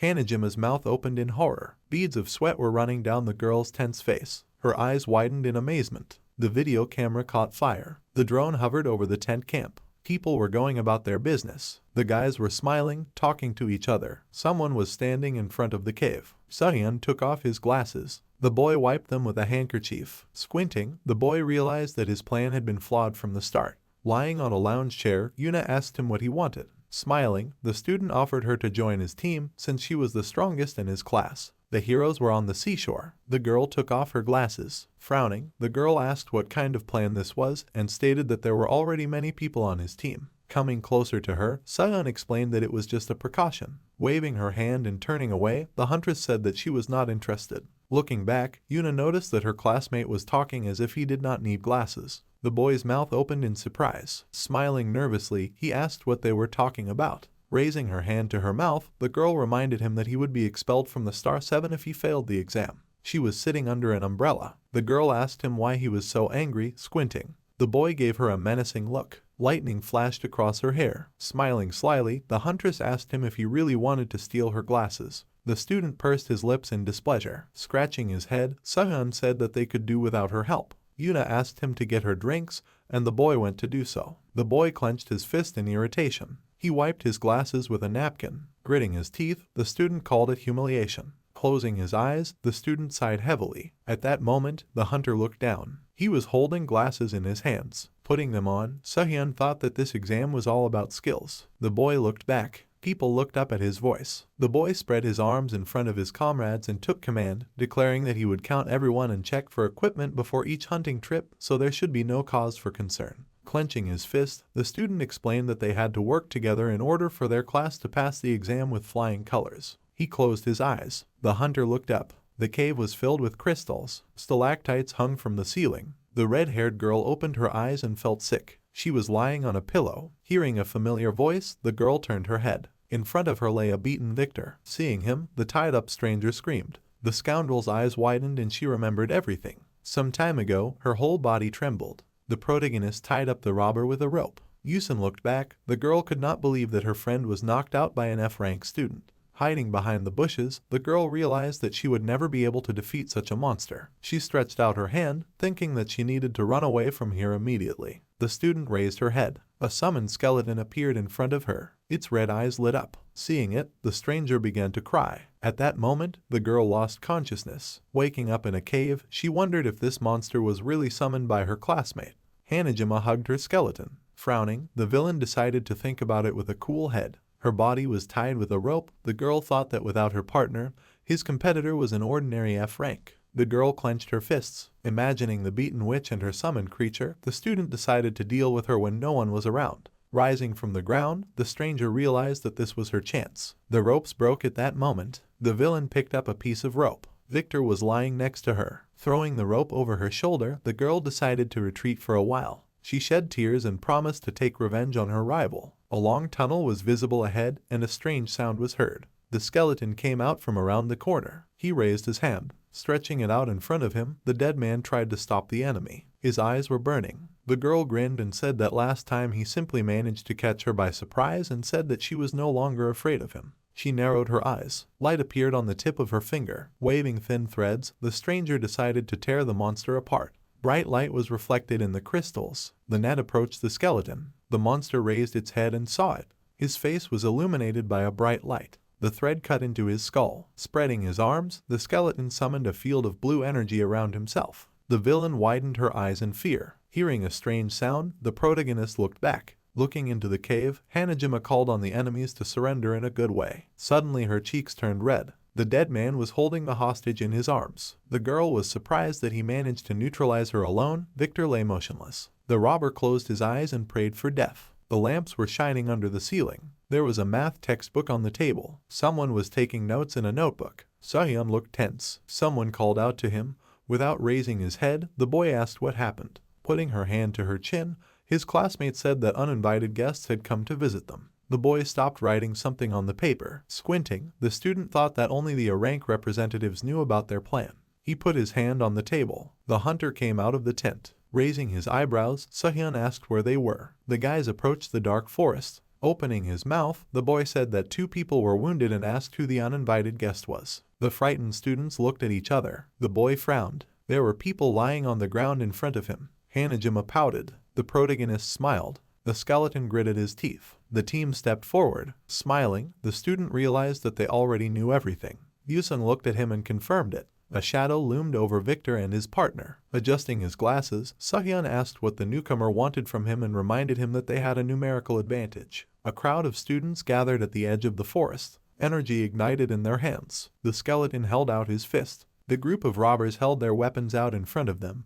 hoping that their opponent was not stupid enough to resist. Their leader's eyes sparkled. The boy watched him carefully. Hearing that the enemy was going to fight if necessary, the scoundrel raised his eyebrows in surprise. Narrowing his eyes, the hunter said that he wanted to go first. A smile appeared on his face. Hearing that the competitor wanted to enter the crystal cave, Sehyun turned pale in horror. A drop of sweat rolled down the bridge of his nose. The student could not believe that an F-rank wanted to fight a crystal golem. The blonde raised her eyebrows in surprise. Her comrade opened his mouth in shock. The protagonist tilted his head. The student thought that he was crazy to do this. Someone smiled. Pointing his finger forward, the young man laughed and asked if they really thought that they would succeed. Covering her mouth with her hand, the girl said that this was too much even for a student of the Fist King. Lowering his head, the villain asked why they were listening to all this at all when they could just beat up these three. Yusun resolutely stepped forward. The guys looked at their leader in surprise when he refused to do so. Shrugging his shoulders, Soo-hyun explained that there was no point in stopping them if they wanted to die. He took a step forward. Pointing to the side, the student suggested that the competitors enter the cave. The heroes looked ahead, puzzled. The student looked back and watched them go. Someone asked if this was the right decision, and the boy shuddered. Putting her hand to her chest, the blonde asked what would happen if they were able to defeat the crystal golem. The boy barely smiled and said that they would never be able to do that. Putting his hands on his hips, the villain said that they were much stronger than some disciple of a Fist King. The heroes entered the cave. Squinting, Soo-hyun explained that everyone had innate talent, but no one could cover up their shortcomings with it. An image of a huge unit covered in lightning appeared in his mind. The girl waved her hand and thanked the leader. Turning away, the disciple said that he still had some things to do. The guys walked forward through the cave. Blue crystals shone from the ceiling. Seeing them, Hanah Jima's eyes widened in delight. Continuing to walk forward, the girl realized that all the rumors were true. Smiling, the protagonist explained that this was Class A's last chance to reach the top of the rankings, and was glad that they did not have to fight to get here. The girl frowned sadly and agreed that they shouldn't waste their energy. She looked ahead. Looking down, the witch realized that no one was even trying to stop them. A memory of the student pointing and laughing at them flashed through his mind. The girl put her hands to her chest and assumed that it was because they were F rank. Without turning around, Yusun called her by her full name. Hanah Jima flinched in surprise. The boy lunged at her. The girl's eyes widened in confusion. The skeleton ran forward. Looking back, the boy explained that they almost fell into a trap. Frowning, he asked his friend to look ahead. Dust rose from the ground. A red eye flashed in the darkness. A huge crystal golem emerged from the depths of the cave. It would not be easy to defeat it. Many system windows appeared on the wall. Someone was watching them. The woman was holding a mug in her hands. Soo-hyun adjusted his glasses. The heroes entered the crystal cave. There was no one near it. The employee looked up. Lin approached her and asked if his students had really gone into the cave alone. A monster mark appeared on the blue screen. The girl looked down and realized that he already knew what was in the center of the cave. She stirred her coffee with a spoon. Looking at her, the teacher said that there was a boss with a 4th danger level. Taking a sip, the man said that he had warned the students that it was dangerous and decided that they had to be stopped immediately. Taking a sip from the mug, the woman said that this was impossible. Lin threw up his hands and said that they could not leave things as they were. The employee just drank her coffee in silence. Taking the mug away from her mouth, she said that it was indeed dangerous. Putting the mug down on the table, the girl explained that this was the fate of a hunter. The woman narrowed her eyes and asked her colleague not to substitute in concepts, because this exam was being held for a reason and students who were unable to fit in would have already failed. The teacher frowned pitifully. Frowning, he wondered why his students had done such a thing. Looking down, the employee thought that during testing, it was no longer possible to influence the students' decisions. The crystal golem stepped forward. Seeing it, Hanah Jima rose on her toes. Looking back, the protagonist said that he had one request. Raising his eyebrows, he asked his friend to make sure that the skeleton had enough mana. Looking at him nervously, the girl explained that if she did, her control would weaken and the monster might do something unexpected. The eyes of the summoned creature lit up. Resolutely frowning, Yusun said that they should believe in him, because if they did not, they would not be able to call each other comrades. The girl brought her hand to her mouth. Her lips trembled. The heroes rushed forward. The witch shouted that her skeleton could use as much mana as it wanted.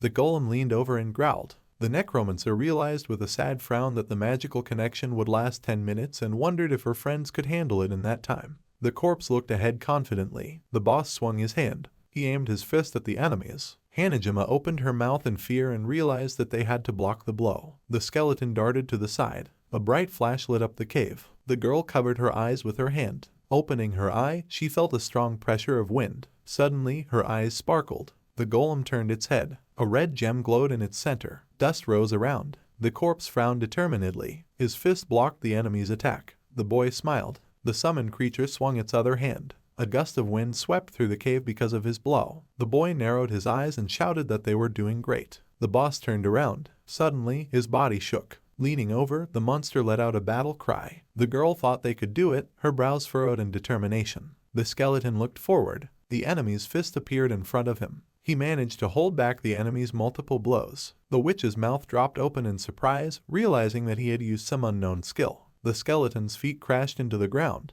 The corpse raised its head. The student assumed that it was her friend's power. The golem rushed forward. The summoned creature held his hand with its fist. Another explosion of bright energy was heard, and the hunter ran away. Hanah Jima pressed her hands to her chest. She closed her eyes and shouted that they were running out of time. The protagonist climbed up the cliff. Smiling, he praised his friend for her excellent work. Swinging his fist, Yusen shouted that this would be enough. The golem ignored him. The monster simply continued to stare ahead. Sensing the enemy's approach, the boss looked back. A flash of the battle god style, heaven-crushing strike appeared in the air. The golem's head cracked. Cracks spread across its body. Light energy oozed out from them. The monster fell to the ground. The shadow of the falling debris fell on the girl. She realized with her mouth open that they had succeeded. The boss collapsed to the ground. Seeing her partner standing on his back, the girl praised him for his excellent work. Putting her hand to her chest, the witch called out to the skeleton. The corpse gave a thumbs up. The student blushed, tears welling up in her eyes. Yusen watched them from above. He had a serious look. Hearing that it was too early to rejoice, Hanah Jima and her summoned creature looked at their friend. Frowning, the boy said that it was not over yet. The ground beneath his feet shook.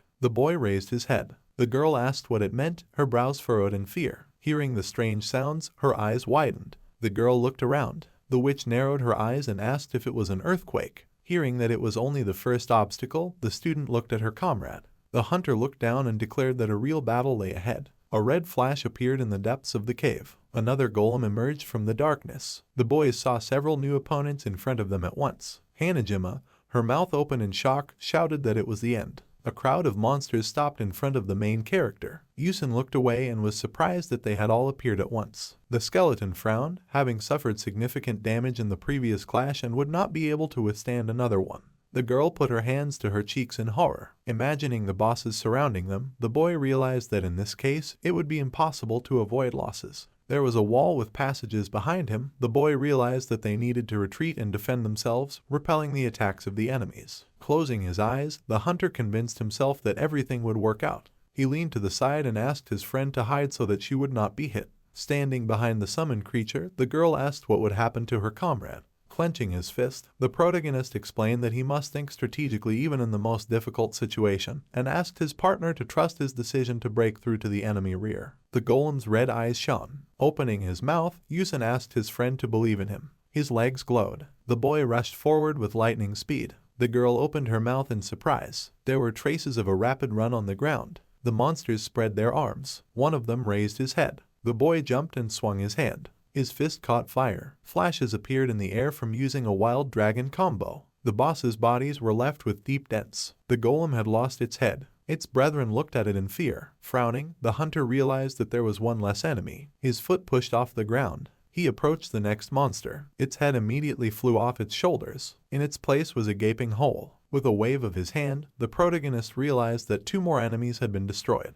Hanah Jima watched from the side. The girl's mouth dropped open in surprise, realizing that her friend had killed them with one blow, and called it incredible. Yusen jumped to the side. Squinting, the boy thought that this was strange. There were many dents on the boss's chest. For some reason, golems do not protect their heads. The monster rushed forward. It managed to get close to the enemy. The boy raised his eyebrows in amazement, realizing that the monsters were actually alive, and wondered how this could be. Frowning, he assumed that the source of their power was not in their heads. The girl extended her hand and asked him to be careful. The hunter turned around. The golems approached him from all sides. They clamped him in a vice. The witch, her eyes wide in horror, called out to her partner. The protagonist, lowering the corners of his lips, apologized for making her worry. The student began to cry from an excess of feelings. Spreading his arms out to the sides, Yusen said that he had let down his guard and thought that the source of power was in the heads of the enemies. A bright flash lit up the cave. Looking down, the boy decided to remember his teacher's lessons. He squinted. Various symbols were drawn on the board. The golems' bodies moved only due to the energy centers that were in their chests or heads. Having drawn a monster on the board, one has said that most hunters do not hit the golems on the limbs because it is best to hit the core right away. The man smirked. The old man gave a thumbs up and explained that you could also break all the golems' limbs first so they couldn't move and then hit the core. The child said he wanted to become as strong as his teacher. Sitting in the middle of the room, the Fist King said it was too early for that. Drawing a monster on the board, Wanna asked what his student would do if the core was not in the chest or head. The protagonist's mouth fell open in surprise. The man's brows furrowed slyly and explained what to do in that case. He drew something on the floor. He had a stern look. Little Yusung watched him closely. The chalk slid across the board. The boy's eyes widened and he remembered what to do. The boy jumped back. Running up to him, Hanah Jima asked if he was okay. The hunter said he remembered the secret of these monsters. Standing in the middle of the cave, he explained that they were just illusory doubles. Somewhere behind the rocks there was a light. There should be a core in the cave that gives power to the monsters. The bosses had their heads torn off. The protagonist looked away. The boys opened their mouths in surprise. A red fire shone in the darkness. Yusung squinted. The fire was getting brighter. The golem's core flickered among the rocks. The boy's eyes sparkled. Everything that was happening in the cave was being broadcast. Holding a mug in her hand, the academy employee decided that this was pretty good. Smiling, she realized that the student had already revealed the secret of the crystal cave. An earthquake began in the dark cave. The people outside were scared when they felt it. The girls looked up in fear. Soyeon stood in front of the cave entrance. Raising his eyebrows in amazement, the squad leader realized that the golems of the crystal cave had awakened. A red eye flashed in the darkness. Putting his hands in his pockets, the boy remembered that the scouts reported that there were 5 golems there that were simply impossible to defeat. Gritting his teeth, the scoundrel wondered if there was a way they didn't know about. Someone asked if they really wouldn't succeed. Sehun shuddered. Smiling, the girl said that the newbie had already reached the golems. Looking away, the brunette asked how this could happen. Her partner said that he didn't care. The boy adjusted his glasses and asked his comrades not to worry. The students turned their attention to him. Turning around, the boy asked them not to panic. Smiling, he asked if they really thought that an F rank could defeat a golem. Raising his hand, the scoundrel said that they had scared themselves. The guys looked at each other. They grinned and realized that this was not happening and that their classmates would most likely run away or end up in intensive care. Standing in front of the crowd of students, Sehun stated that only the S and B rank students needed to worry about the earthquake. Raising his eyebrows, the boy asked Team A to guard the approaches to the cave while reconnaissance was underway and Team B to take inventory of their equipment. The blonde frowned in worry. Someone approached the leader. Raising his head, the student asked what they should do. The glasses disappeared into thin air and the boy asked his friend to choose a couple of high-ranking students. The student summoned energy in his hand. The villain, covered in streams of water, said that he would go first. Putting his hand out in front of him, the protagonist asked his partner to retreat. Frowning, Yusung increased his concentration. His fist was covered in a light aura. He swung his fist and used the god style. A bright flash lit up the golem's head. The wild dragon's quarrying hand shot out a beam of light. The wave of energy headed straight for the core. It collided with the crystals. A powerful explosion was heard. The boy, without lowering his hand, looked forward. Smoke appeared around. Dust rose into the air. The boy frowned resolutely. Suddenly, his pupils narrowed. A red warning of danger appeared in front of his hand. The system warned of an increased concentration of energy. A red flash appeared. It flared up and turned into a cloud of powerful energy. Hanah Jima frowned in fear. The hunter looked at his watch. Danger warnings appeared one after another. The protagonist's eyes widened tensely. Waving his hand, he asked his friend to lie down on the ground. Yusung repeated his request with his mouth wide open. The girl looked at him in horror. An explosion of red energy was heard. A deadly beam flew forward. The boy and the skeleton took a fighting stance. They had a confident look. The beam hit the ground where they were standing. The girl fell to the ground and covered her head with her hands. She looked up and sighed heavily. A skeleton stood in front of her. The summoned creature had lost its left arm. Its skull cracked. The corpse fell to the ground and crumbled into pieces. The witch reached out her hand towards it in frustration. The student looked back and called out to her friend. Looking to the side, Hanah Jima saw a high-level monster detection alert. A message appeared in front of her watch informing her that a 4th-grade crystal golem had appeared. The girl looked up. A huge monster loomed over her. Snow was falling outside the window. The alarm clock on the nightstand rang. The girl raised her hand. She turned off the alarm clock. The student rubbed her eyes. Stretching, the student yawned. The witch went down to the first floor. Closing her eyes, she greeted her parents. Her mother and father smiled happily and wished her good morning. Sitting at the table, the man asked his daughter to dress warmly because it was cold outside. There was a bowl of rice and other dishes on the table. The heroes wished each other a pleasant appetite. The children were brushing their teeth in the toilet. The woman asked her daughter to put on a scarf. The necromancer looked back. She tied the scarf around her neck. Her cheeks turned red. Smiling, the mother asked her to be careful. Hanah Jima opened the door. Smiling widely, the girl said goodbye to her family. The girl walked forward through the crunching snow. Snowflakes fell around her. Snowfall swirled over the city. Someone reached out to touch the student. Pounced on her from behind. Harumi thanked her for her help. Someone hit her on the head. Frowning, the brunette said that they should not burden their classmate. The children walked to school together, discussing the written exams and test questions, and concluded that they got good grades because they studied hard. Giving a thumbs up, the student said that their friend always helps them. Taking off her hospital mask, the schoolgirl confirmed this. The girls walked forward and left. Walking down the school corridor, they agreed to go to a store that sold delicious matcha cakes. The witch smiled. Suddenly, Isshin bumped into her. The boy narrowed his eyes menacingly. The necromancer widened her eyes in fear. The boy smirked. Raising his eyebrows, he asked if his classmate was scared and said that she did well on the practical exam. Hanah Jima blushed with embarrassment. Isshin left. Without turning around, the boy asked his classmate to continue in the same spirit.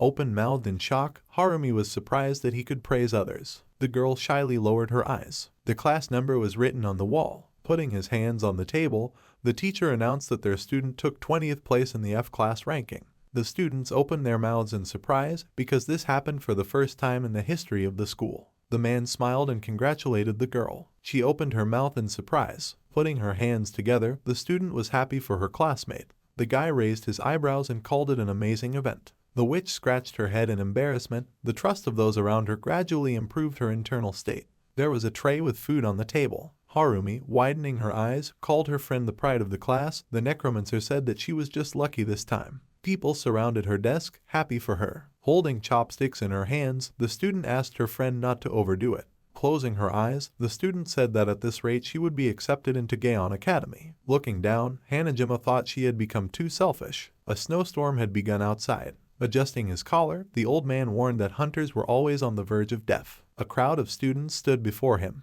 Raising his hand, the teacher asked them to stop if they felt they couldn't handle it, because that was considered bravery. Smiling, the man asked them to remember that the most important thing was safety. The boys smiled. The girl furrowed her brows determinedly when she heard that hunters would become protectors not only of their country, but of all of humanity. Lowering his head, the old man wanted to tell them what to do if they ran out of mana. Suddenly, he fell silent and looked up. The students looked at him and smiled. The teacher's mouth opened in surprise. Closing his eyes and sighing, the man noticed the sincere joy on their faces. The doors of the dungeon for level 5 hunters opened. The dog emitted a bright glow. Standing in front of the burning rift, the old man allowed the boys to enter the portal. The students went forward. A bright light burst out from behind the doors. The girl looked forward confidently. Her cheeks turned red. Suddenly, someone approached her from behind. The student put her hand on her shoulder. The friend smiled happily. The necromancer smiled back. They went into the portal together. The sword cut through the monster's body. The students found themselves in a cave. A notification informed them that the first floor had been successfully cleared and that after a 10-minute break they could continue to the next area. Closing their eyes, the boys declared that it was too hard. Sitting on the floor, they were surprised that the exam was so difficult. Biting on the straw from his juice, the boy decided that this was to be expected. Smiling, his companion decided that they needed to give it their all. Looking around, the brunette remembered that there were necromancers among them. Next to Hanah Jima stood a skeleton. Looking down, the girl realized that her mana was almost depleted. A weak aura flickered around her hand. Her lips trembled. Approaching her, the student handed her a mana potion. Passing it to her classmate, she thanked her. Closing her eyes, the brunette said that they all relied on her a lot. The girl's eyes widened in surprise. Amain turned around when she was asked to pass another potion. The witch watched her comrades. The students were smiling. They were very excited. Raising her eyebrows, the necromancer realized that everyone was counting on her. She looked down. Looking at the mana potion, Hanah Jima realized that they would all die if something went wrong. A fire flared up in the memory. The guy extended his hand forward. The monster attacked the guys. The girl wondered what prompted her to become a hunter. Her friends smiled. A crowd of zombies approached them. Jumping to their feet, the students prepared for battle. The living dead opened their mouths. The girl realized that she liked making an effort to receive praise. A huge monster attacked the students. A broken skull lay on the ground. The witch frowned in fear. She put her hands forward. The necromancer closed her eyes and began to cry. Her friend was too close to the zombie. Hanah Jima opened her mouth wide and screamed. Harumi tried to run to her. She looked scared. Tears were dripping onto the girl's lap. She narrowed her eyes. The girl looked up. A bright light illuminated her face. The giant golem was preparing to fire another shot. Its eye lit up. The student opened her mouth. Sharp blades rose into the air. The witch looked at them with a detached expression. They surrounded her from all sides. Suddenly, the protagonist jumped forward and repelled the boss's attack. Looking back, Yusun asked if his friend was okay. Putting her hands on her knees, the necromancer said that it was impossible from the beginning. Lowering her head, Hanah Jima said that she did not have enough strength even at such a crucial moment. The broken skeleton lay on the ground. The boy frowned in disappointment and called out to his partner. Raising her head, the girl apologized to him. Tears were streaming down her cheeks. Smiling nervously, the girl suggested giving up. Hanah Jima sat on her knees and asked the protagonist if he had asked her why she had entered Gayon. She answered with a smile through her tears that she thought she had done so because she wanted to change. Descending into her memories, she added that if she thought about it, she simply wanted to run away. She often sat by the window all alone. Running away was much easier than facing her mistakes. She realized that the fun at the academy, the effort, the new friends, it was too happy a life for someone like her. But now she had woken up. No matter where she ran, the outcome would not change. Leaving her memories, Hanah Jima clutched her skirt in her hands and added, because she was a terrible coward. Lowering her gaze, she quietly said that perhaps the protagonist had experienced something even worse. After that, she asked if she was pathetic. It wasn't, Yusun suddenly answered firmly. As soon as the girl heard this, she was very surprised. After a short pause, she sadly closed her eyes and said, such consolations. The protagonist interrupted and calmly said that he was not consoling her. He looked at the girl and said that he simply could not agree with her words. The guy began to remind her of the good moments, saying that he was a hardworking person who wants to change. He sat down on the damp floor and added, the one who does not give up until the very end. He thinks Hanah Jima is pathetic. Hearing this, the girl was surprised and looked towards the protagonist. Yusun stepped towards Hanah Jima and said that he wanted strength. The girl sadly lowered her head. Stopping in front of her, the protagonist said not to mock others. Looking at the girl, he said that the reason why he was able to get up again. Hanah Jima looked up in surprise at Yusun, who continued to speak, not because he was strong. He did it because of one person. The boy remembered himself when he was very young. He did it for the teacher who believed in him. He remembered his teacher Wanha. Leaving the memories, he said that if she wanted to give up, she could rest. Hanah Jima's face was covered in tears. The boy looked at the upset girl and added that she had done enough. He said that it was not her fault. Yusun immediately extended his hand forward. The boy extended it towards Hanah Jima, who was sitting on the ground. The girl looked forward in confusion. She pursed her lips and tears welled up in her eyes. The girl extended her hand forward in response. The protagonist said if she wanted to change, when suddenly Hanah Jima's eyes widened in horror. She hesitantly pulled her hand back, moving it back. The words that they would believe in her and always rely on her immediately began to sound in the girl's head. The voice in her head was screaming that it was all her fault. The screams that everyone relied on the girl were repeated in her head. The thoughts that it was all her fault were repeated in her head. The girl was immediately called out loudly by a voice behind her. Her mother was holding the girl's hand and asking if she was okay. If suddenly, the woman added.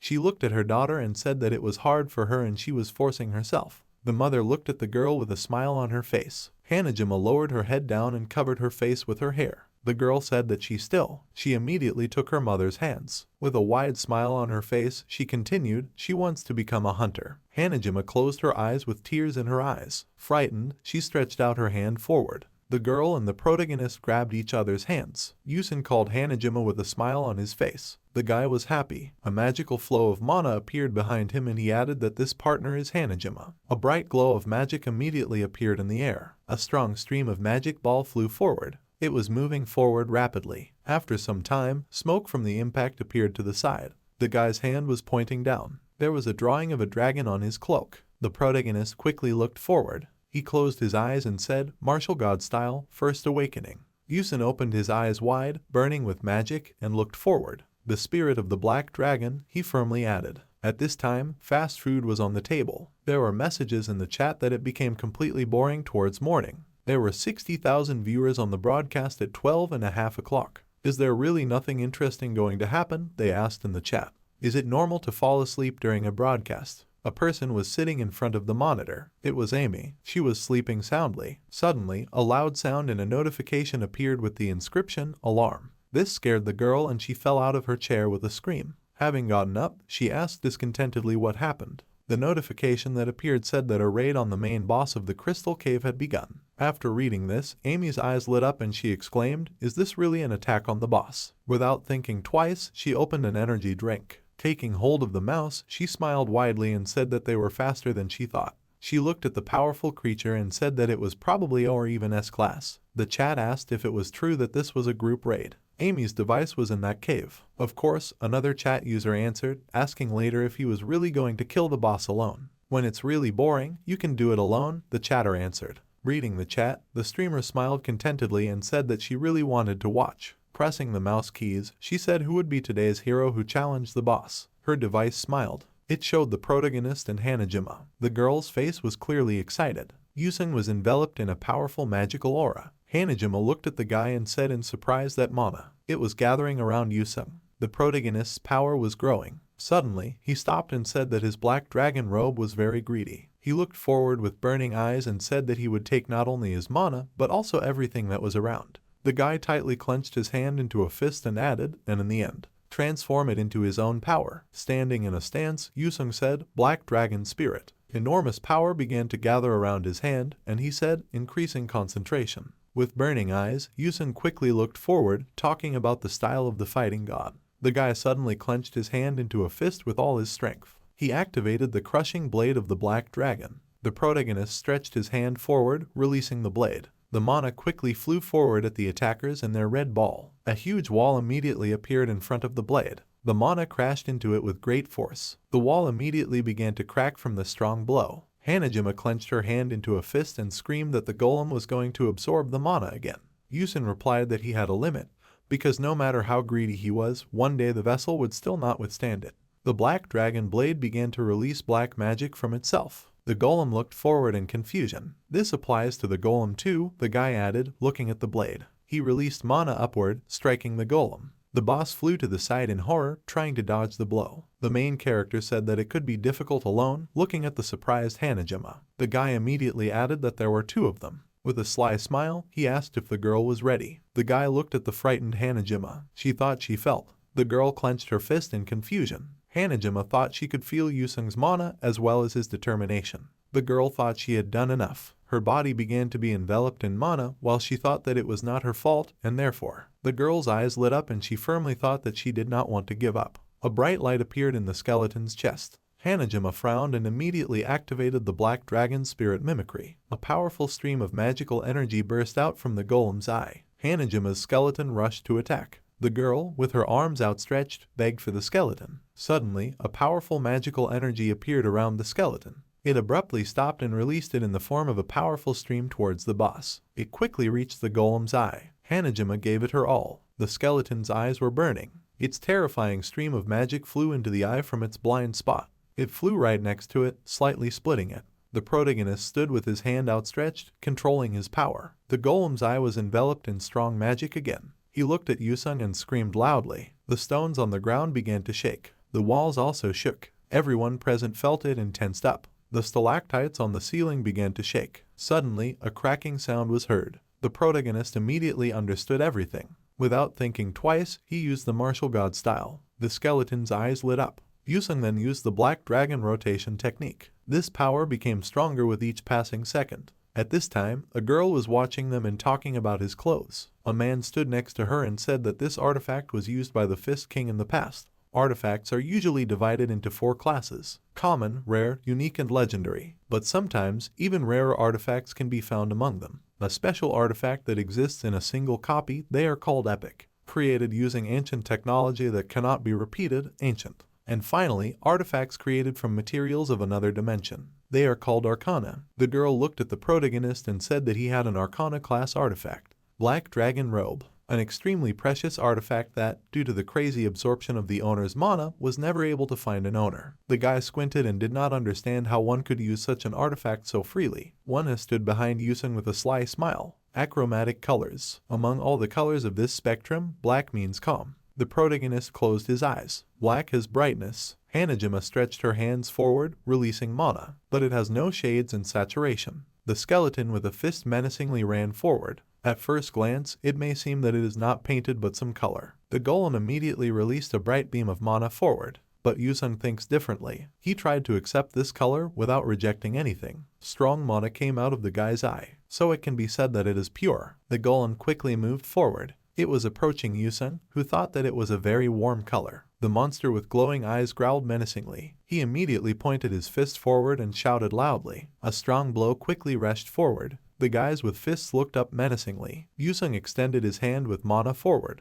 Infinity. The guy confidently looked at the monster. He activated the fighting god style and leaned his hand against the golem. He immediately used the black moon. The monster's stone body began to collapse. The golem soared up above the protagonist. Its body began to sparkle with sparks. The monster began to quickly move back. The stone body continued to remain in place while the protagonist extended his hand upward. The guys were being monitored through a camera in the sky. Emmy was eating snacks and carefully watching what was happening. Hanah Jima, with tears in her eyes, looked up anxiously. The village chief looked forward with interest, holding the remote control in his hands. Wanha scratched his beard with a smile on his face. Seohyun clenched his fist and looked down in fear. Lane and the girl looked up. The system window said that the cleanup was complete. The boss was a giant stone golem. Silence reigned in the cave. The protagonist held the eye of the defeated golem in his hand. Hanah Jima looked at the eye in surprise and said, "This is it." "The golem's core," the protagonist answered. The core suddenly began to change. A system window appeared in front of the guys, informing them that they had received the core of the giant stone golem. The next notification said that they had also received 900 experience points. 900, Hanah Jima asked in shock, raising her hands to her mouth. The protagonist smiled and said that this was enough to take a place in the Star 7. Suddenly, they were called out from behind. The guys turned around in surprise. 3 guys were walking towards them, and one of them said that it was only worth talking about if they could get out of here. Suhan said with a displeased face that they surprised him, adding that he didn't think they could handle it. The 2 guys along with him said that this was why they decided to change strategy and capture them instead of the golem. Hearing this, Hanah Jima put her hand to her chest and exclaimed that this was not what they agreed on. Suhan's eyes lit up, and he angrily said that he simply told them to attack the golem first. Water began to gather around him. It slowly turned into a wall of water in front of him, and he said that this was not a warning. The water quickly took the form of a dragon. "A threat," the guy finished at that moment when a water hydra appeared behind him. After a short pause, he waved his hand. He shouted loudly, ordering them to give him the core, and the hydra rushed to attack. The eyes of the skeleton Hanah Jima immediately lit up. He charged and parried the hydra's attack, but suddenly his arm cracked. Seeing this, Seohyun said that it was all useless. Formless water rushed towards the skeleton. Then it began to fill it quickly. The next second, the undead were suddenly torn apart. Seeing this, Hanah Jima said sadly, "In one hit." Seohyun's subordinates used their magic and said that the guys used up all their mana on the golem, so it was better for them to calmly surrender. Hanah Jima looked down in frustration and thought that she did not have enough mana to use another skill, then anxiously grabbed her throat. With tears in her eyes, she turned to Yusung. The protagonist looked up with a malicious smile. He said that the points were already enough, so they could go. Seohyun laughed and menacingly asked if they were really planning to run away. He asked if they were really thinking. A magic seal appeared in the air and he added, asking if he was not prepared for this. The girl turned to the side in fear and remembered about the passage. Yusung smiled and said that everything was fine. The guy immediately took the girl's hand. The protagonist added that they would leave, to which Hanah Jima exclaimed in surprise. The guy hugged her and said, "In the sky." Seohyun got angry and shouted loudly, asking what nonsense. The guy stretched his hand forward and activated a water vortex. His mana moved forward rapidly. Seohyun shouted loudly that the guys were forbidden here. The vortex was quickly approaching them, moving quickly downwards. Yusung and Hanah Jima abruptly jumped to the side and Seohyun shouted, asking if they had really dodged. The protagonist held the girl in his arms and asked if she was ready. The boy asked her to hold on tightly with his eyes shining. They immediately flew up while the opponents were watching them. "No," Seohyun shouted loudly. He bit his lip and thought if he let them go, he wouldn't be able to keep his place in the Star 7. The boys immediately started shouting loudly that they let them go. The boy frowned and asked what Seohyun was going to do. The boy angrily released a water vortex at him and ordered him to shut up. Gritting his teeth, he thought about Yusung. He thought that the protagonist was just an F-class trash. The girl slowly opened her eyes. In front of her, she saw a dark sky. In surprise, she opened her eyes wide and said, "Wow." Suddenly, Hanah Jima understood everything. She grabbed the protagonist tightly and shouted for him to stop. They were high in the sky where the girl screamed, asking if they were really flying.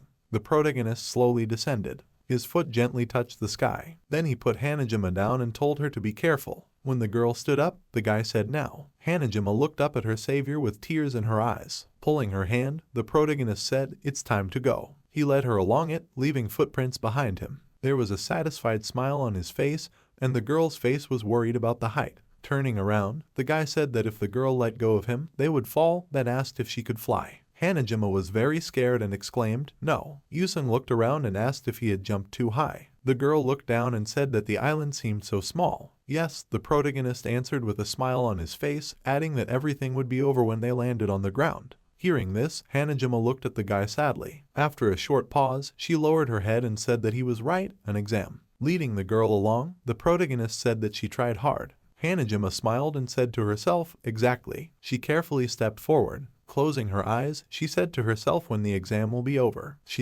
Suddenly, her leg slipped. Her hand slipped from the protagonist's hand. The protagonist immediately turned around. Hanah Jima fell down and screamed loudly. She tried to scream for help with tears in her eyes. As she fell down, she suddenly screamed, begging him to save her. The girl immediately narrowed her eyes. The protagonist called out to her with a sly smile. Hanah Jima immediately opened her eyes in surprise. The guy was stretching out his hand towards her. Yusun grabbed her hands when suddenly the girl blushed with embarrassment. Holding hands, they quickly flew down. The protagonist looked at the girl and asked if it wasn't fun. Hanah Jima immediately calmed down and looked at the guy. She smiled and replied that it was fun. The girl remembered all the moments spent with the guy and said, very cheerfully, so much so that she does not want it to end like this. She added shyly that she is thinking about it now. Yusun continued to look into her eyes and asked if she does not like the word end. Hanah Jima continued to smile and asked him. They looked at each other shyly. The protagonist looked at the sunset and answered, maybe so, because tomorrow is foggy. The guy looked at the guys watching them and said, he does not know if he will be happy. Looking at the couple, he added, or disappointed.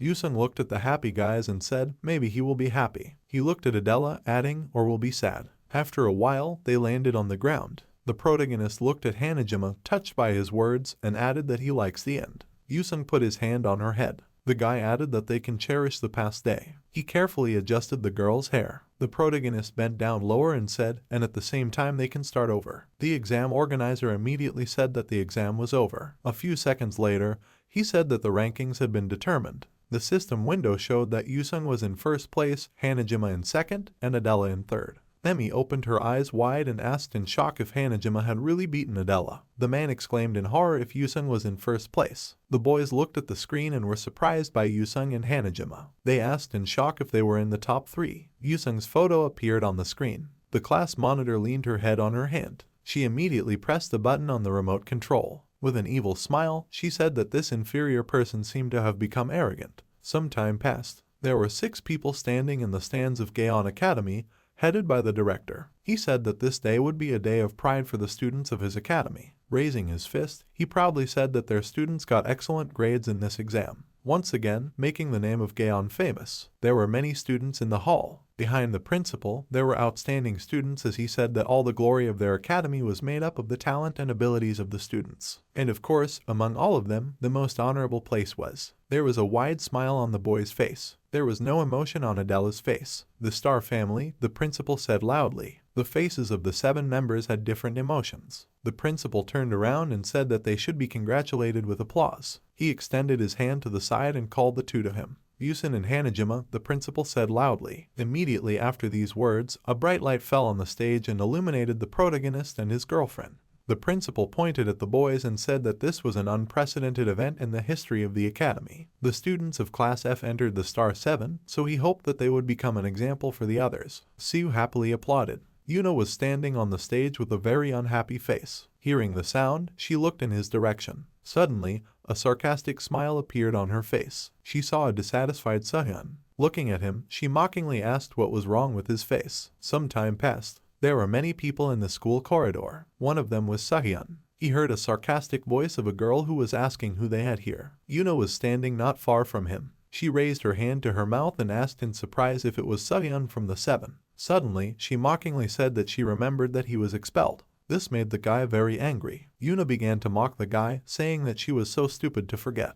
After saying this, she stuck out her tongue and looked at the guy. Contempt suddenly appeared in her eyes, with which she asked if he was really not going to say anything at all. Suhan bit his lip and replied that he was just unlucky. Hearing this, the girl laughed and asked if he was unlucky. She also said that she never thought that she would hear such words from him. The guy clenched his hand into a fist in anger. Through clenched teeth, he asked what she wanted to hear then. The girl put her hand to her chin and thought. He raised his head and asked that he lost because he was not good enough. Not enough ability or talent. Without turning around to look at the interlocutor, he firmly said that even though he briefly lost his status, nothing changed. As he left, he firmly said that this was his place. Yuna smiled sarcastically, looking after the guy. She immediately raised her hand up, shouting for Suhan to return it quickly, because there should be 2 people from class A in the 7. The guy quickly walked forward in displeasure. He immediately frowned. Suhan started to recall the moment Yusung came on stage. People started whispering in surprise. The man asked if the boy had been kicked out of the 7. He immediately put out his cigarette.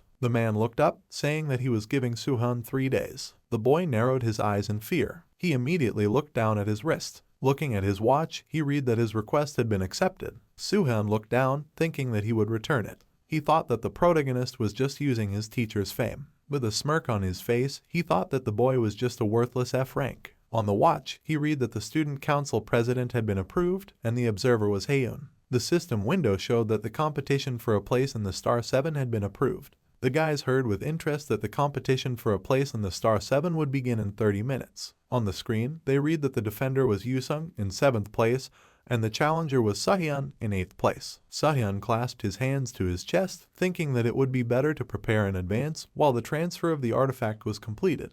He slowly walked forward, thinking that he would give it his all just in case. The people happily ran forward. Lee Hyuk looked out the window, saying that the classmates were very impatient this time because the exam had just ended and already the battle for the rank. The girl smiled and realized that the guy seemed unable to accept the fact that he entered the 7 as an F rank. The class rep leaned her head on her hand, thoughtfully looking forward. She was looking at the screen with Yusung's photo. Her gaze was quickly directed forward. The class rep looked at the guys and turned to them. With a smile, she asked who they thought would win. Lee Hyuk frowned, looking forward. He thoughtfully replied that it would be Sahyun because he was smart and had good skills. The girl nodded and added that Yusung was just lucky. She added that Suhan would never go into a fight that he knew he would lose. The class rep smiled sarcastically. "Do you think?" she asked. The arena. Amy's device was flying above it. The girl was shouting loudly through it, "Breaking news." With shining eyes, she said that this was the first rank battle this year. Viewers in the chat wrote that Amy was so excited. Someone asked if they were really so eager to compete for rank. The streamer waved her hands and said that a rank battle right after the exam was very unusual. She also said that Suhyun from Class A was very assertive. She heard that this time, the right to participate in the International NHAT Hunter Academy competition would be at stake. Hearing this, the guys wrote in the chat asking if even after the fight, the former member of the 7 still had the right to participate in the NHAT. The girl from the stands looked at the arena and said that it seemed like being kicked out of the 7 had really hurt him. The guy next to him said that it was understandable. After all, he was kicked out because of 2 F-class students. The guys who were also expecting the fight asked if everything would be okay. Adela looked at the arena and said that the guy was a student of the King of Fist Fighting. There was interest in her eyes. She suddenly remembered how her father gave her a teddy bear. But after a while, only pieces remained of it. Leaving her memories, the girl put her hand to her head. Suddenly, she heard a voice from the side asking if she had also come to watch. It was Yuna. She spread her hand and sarcastically asked why. Adela looked at the girl and said that she was here too. Yuna and her friend stepped towards the girl and said that they were classmates, which is why they decided to come. Suddenly, a voice came from the speakers announcing that the battle for a place in the 7 would soon begin. After that, it asked the participants to go to the court. The guy's legs came out of the darkness. It was the protagonist. He remembered Siu, who held out 2 fingers and said that in Gayon there were only 2 possible outcomes of the battle. Holding out his index finger, he said that the first was for the protagonist to destroy the enemy. After saying this, he tightly clenched his hand into a fist. After that, he added, or he would destroy the protagonist. Leaving the memories, Yusung looked at his hand, in which lay the bandage. There was sadness in his eyes. Immersing himself in the memories, he closed his eyes. He remembered the voice that asked him, well. The girl asked how it was to be born defective. With a malicious smile, she asked if the guy suffered because of it. She whispered with a crazy smile for Yusung to answer her quickly. The protagonist tied his hair into a ponytail. The guy walked forward quickly. He frowned, thinking about that place in Gayon. As he walked onto the stage, he looked up, thinking about where the older sister ruled like a king. The lanterns illuminated him, while the organizer shouted about the battle for a place in the Star 7.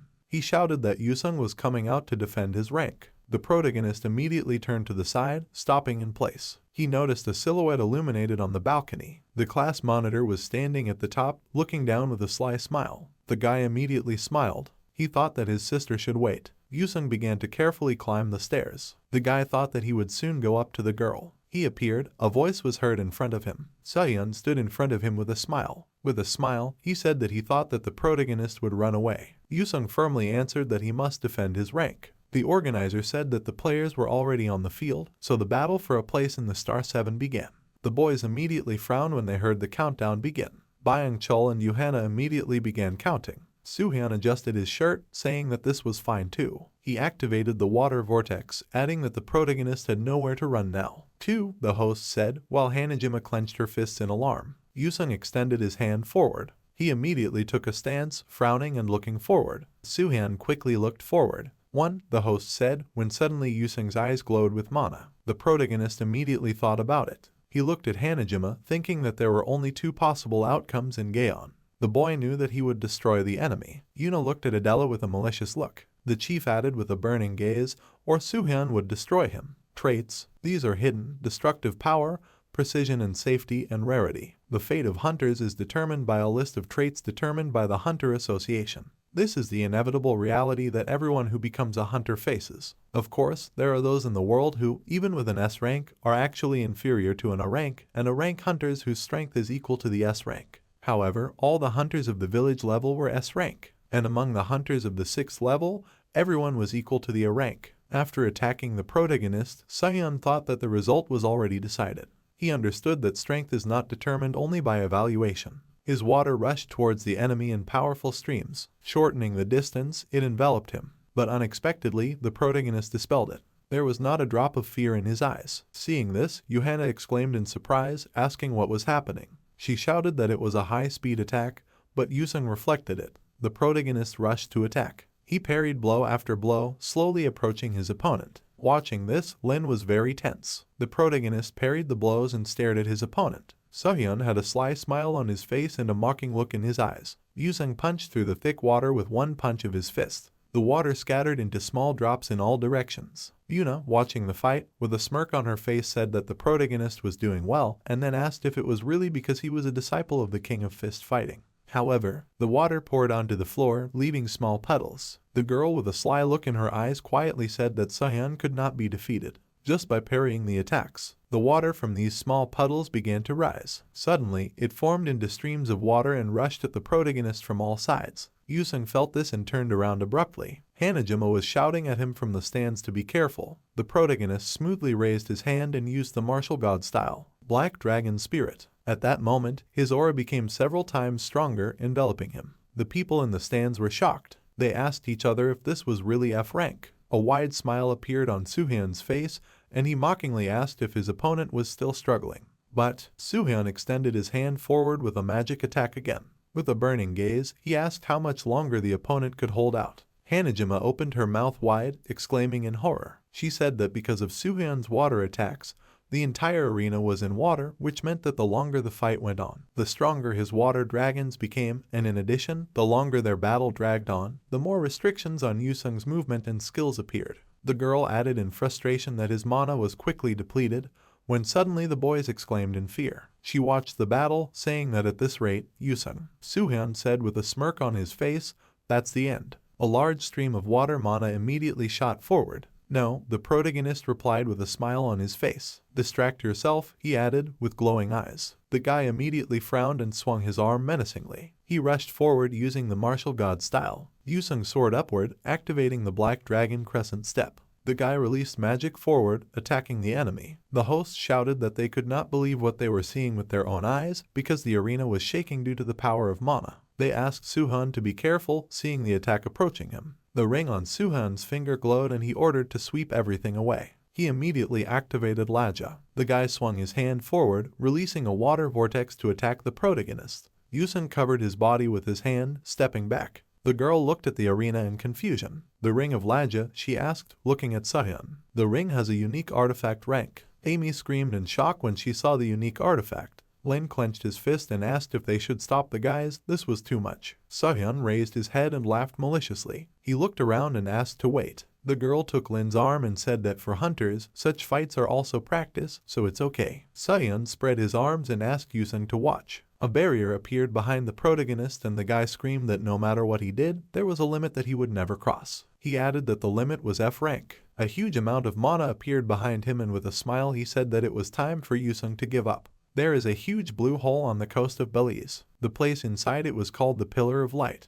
The name has nothing to do with the sea ghosts that are talked about on every coast. It reflects the horrors that actually happened. We are talking about Laja, and she stood behind Sehyun. Suddenly, she released a terrifying stream of magical energy from her mouth. The protagonist did not lose his composure and swung. The next second, he forcefully punched the air using Black Dragon Heavy Crushing Punch. He released a terrifying force from his fist. Two incredibly strong streams of power collided. The host shouted that the participants were competing in mana power. Laja's power was pressing on the protagonist's powerful energy. Suddenly, a bright light illuminated Yusung's face. He saw a bright flash in front of him. Laja's power broke through the protagonist's power. The audience screamed in shock that Sehyun had broken through. The protagonist suddenly jumped out of the thick smoke. Looking down, he thought that Laja had definitely been smashed by his teacher. This was a monster of the 5th rank, Sea Dragon Laja. Suddenly, water dragons attacked him from the smoke. Yusung repelled each attack and said in his head that the water began to move faster than before. Sehyun, with his hand outstretched, mockingly asked where his strength had gone. Had he really given up?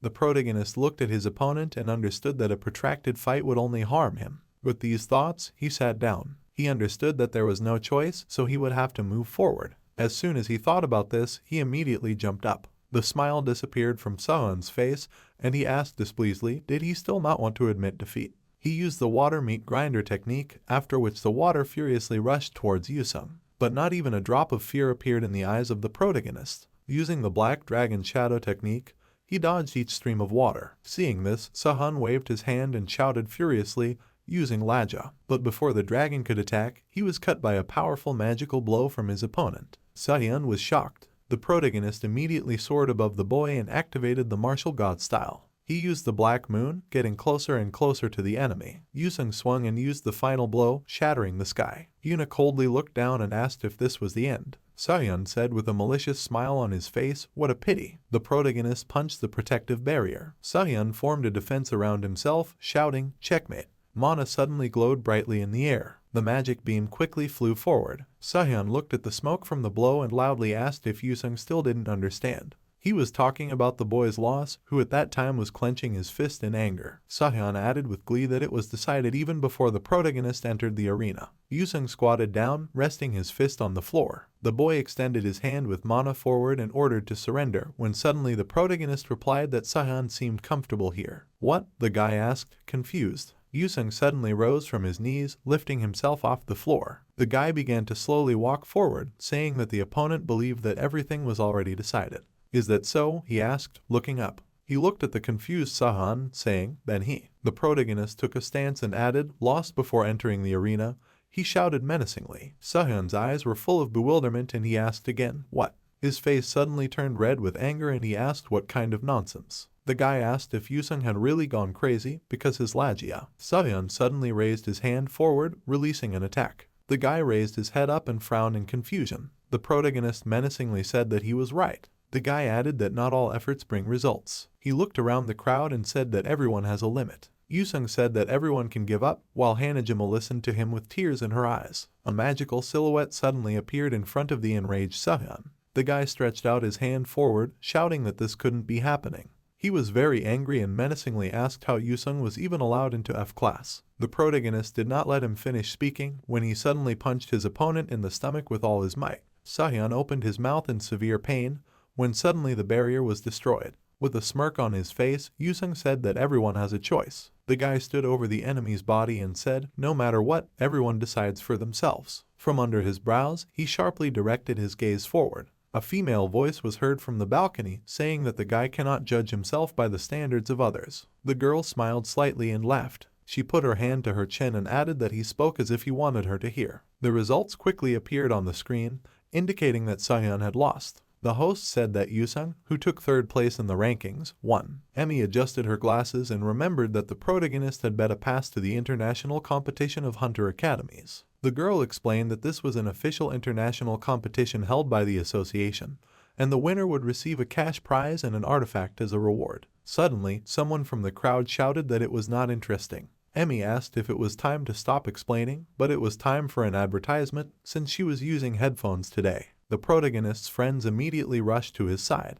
Hanah Jima ran up first and excitedly said that the guy needed treatment, but suddenly they heard a voice behind them. Yusung immediately raised his head. They saw the members of the seven, who were ordering everyone to get out of the way with displeasure. The guys turned around, tensed up greatly, and Hanah Jima hid behind the protagonist's back. Between the two representatives of the seven was Yusung's sister. The protagonist stared at her. She handed him a ticket to participate in the competition. After that, she said with a warm smile on her face that a lot had changed while they hadn't seen each other. Yusung looked at his sister without answering. The girl suddenly shifted her gaze. She looked at the frightened Hanah Jima and said that the guy seemed to have made a lot of friends. Suddenly, madness appeared in her glowing eyes. She lived through her brother with her eyes and asked if he had really changed. The protagonist felt like a little boy in front of his sister. He opened his mouth to say something, but suddenly, Hanah Jima pulled him out of his thoughts by pulling him. She held his uniform tightly. Pity and warmth were visible in her eyes. Yusung silently looked at his friend. After a short pause, he turned away. Taking the pass, he coldly replied that he would continue to change. He smiled warmly and added, no matter what anyone did.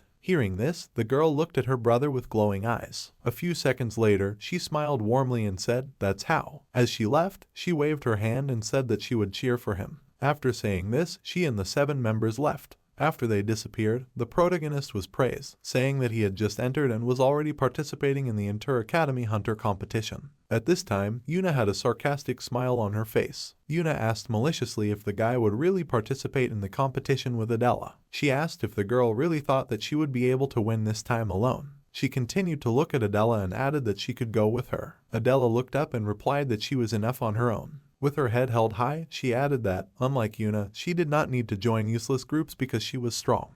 Hanah Jima enthusiastically said that it was simply incredible. She was glad that the protagonist defeated Sahun and destroyed the unique artifact of Laja because she was worried that he might get hurt. Sue asked sharply with a smile if Yusung had a partner. Partner, the guy asked puzzledly. Sue raised his hands and answered that up to 3 people can participate in the Inter-Academy competition. The guy added that overconfident guys sometimes participate alone, and if they have good scores for the competition, then they can get a unique artifact, because in addition, there will be a chance to participate in the national competition. Sue said that winning the national is the dream of every student, and Han won it when she was a freshman. Yusung looked ahead, thinking that it was expected of his sister. The guy looked at Hanah Jima with a smile, thinking about his partner. The girl stood embarrassedly and smiled. Later, they parted and said goodbye, saying that they would see each other later. The protagonist quickly walked forward alone. Someone immediately stopped in front of him and greeted him. Amy smiled and asked if the guy could spare her a minute. Yusung smiled in confusion, and suddenly the girl asked in shock if there were any students in Gayon who didn't know her. Amy immediately handed him the letter. With a smile on her face, she introduced herself, saying that she was from class. The girl quickly jumped to the side, adding that she was usually called the Academy's top student.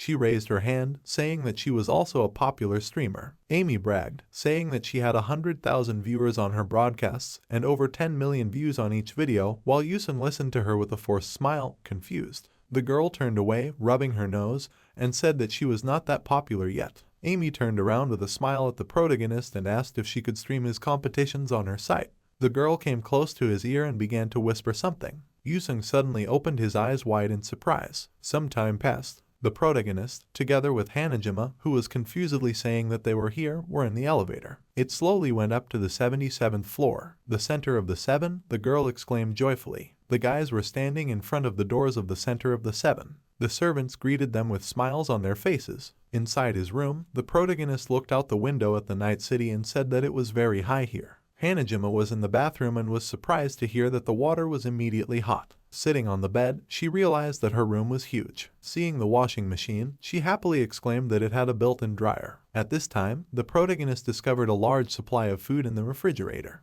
Hanah Jima saw a giant TV in the wall. A few minutes later, water splashed out of the bathtub. The girl plunged into it and breathed a sigh of relief. Raising her head, she said that everything here was amazing. She remembered taking a bath with her brothers when she was a child and said that the bath she knew was something like this. When she came out of the bath, she happily said that she wanted to see everyone since the exams were already over. The girl imagined getting on a plane and meeting with the units, and also eating sweets. Suddenly, she pinched her cheek hard and asked if she was just dreaming. Then she noticed the bracelet.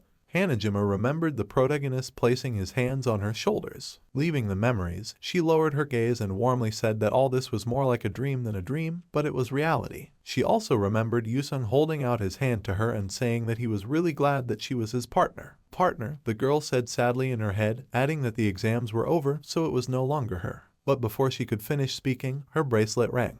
Hanah Jima put it on and saw that it was her mother calling. A system screen opened in front of her, transmitting an image of her mother. She waved and asked how she was doing, adding that she had heard the news. Then she stepped away, and her younger siblings came into the frame, admiringly saying that Hanah Jima was a great girl. The girl scratched her head in confusion and said that she was just lucky. Her mother, with a warm smile on her face, asked if she was overexerting herself. Hanah Jima smiled widely and exclaimed that it was the opposite, she was having a lot of fun. Looking down, she quietly added that she was having such a good time that she wanted it to continue like this. With a bright blush on her cheeks, she said that she was really having fun. The girl's mother looked at her daughter lovingly. Suddenly, she said that something seemed to be bothering her. Hanah Jima blushed and exclaimed that it was not so. Her mother looked at her and asked if she knew. Then she left her at the airport. She closed her eyes and added because she was afraid for her. A smile appeared on Hanah Jima's face. Her mother raised her hand and said loudly that she was proud of her. Hearing this, the girl was very confused. After that, she quickly ended the conversation, saying that she was embarrassed by her. A few minutes later, she jumped onto the soft bed.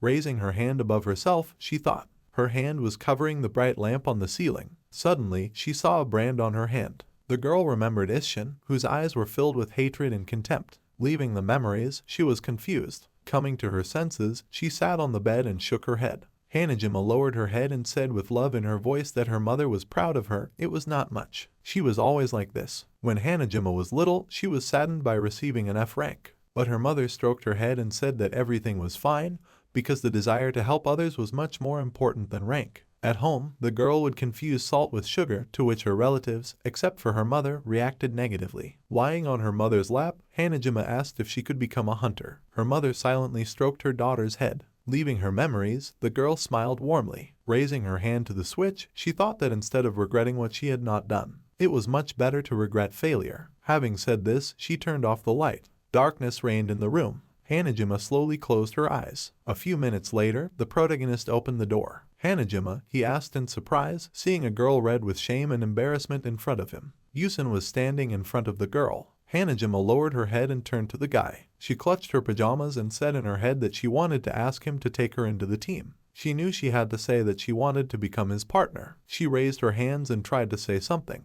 The protagonist waited with a warm smile on his face. This made Hanah Jima even more confused and embarrassed. Yusung also looked a little confused in response to the girl. Cold sweat poured down Hanah Jima's face while she tried to say the cherished words. But suddenly she realized that she couldn't. "Good luck," she suddenly exclaimed, spreading her arms. A few minutes later, she was already sitting on the bed in her room. She remembered with tears in her eyes how Yusung waved his hand and closed the door. That same night, the academy building. The protagonist walked down the hallway, and in front of him was a notice informing him that he was starting training. The next notice asked him to go to the arena. The guy walked forward without a drop of fear in his eyes. "Heian," he said to himself. His feet passed through the barrier of the arena. After that, he stopped and sank into memories. He remembered his sister. She was different from him from the moment she was born. Yusung remembered how when he was little, he looked at a beautiful flower. It was a yellow fluffy dandelion. But unexpectedly for him, the flower was crushed. Surprise and a little fear appeared in his eyes. He doesn't know what Heian is thinking. She crushed his flower. The protagonist also remembered how he watched his sister with his parents. She was always revered in the Shino family. Heian's strength was incredible from an early age. Yusung looked at his sister in surprise. Suddenly, the girl turned around with her burning eyes. Putting her hand to her face, she smiled maliciously. Yusung was always afraid of her. The boy saw his sister with a crazy smile and burning eyes, having enormous strength. Leaving the memories, he clenched his hand into a fist and thought that even now he hasn't changed at all. The protagonist looked down with sadness in his eyes. Such a meeting, he suddenly heard a familiar voice behind him. Yusung came to his senses and turned around.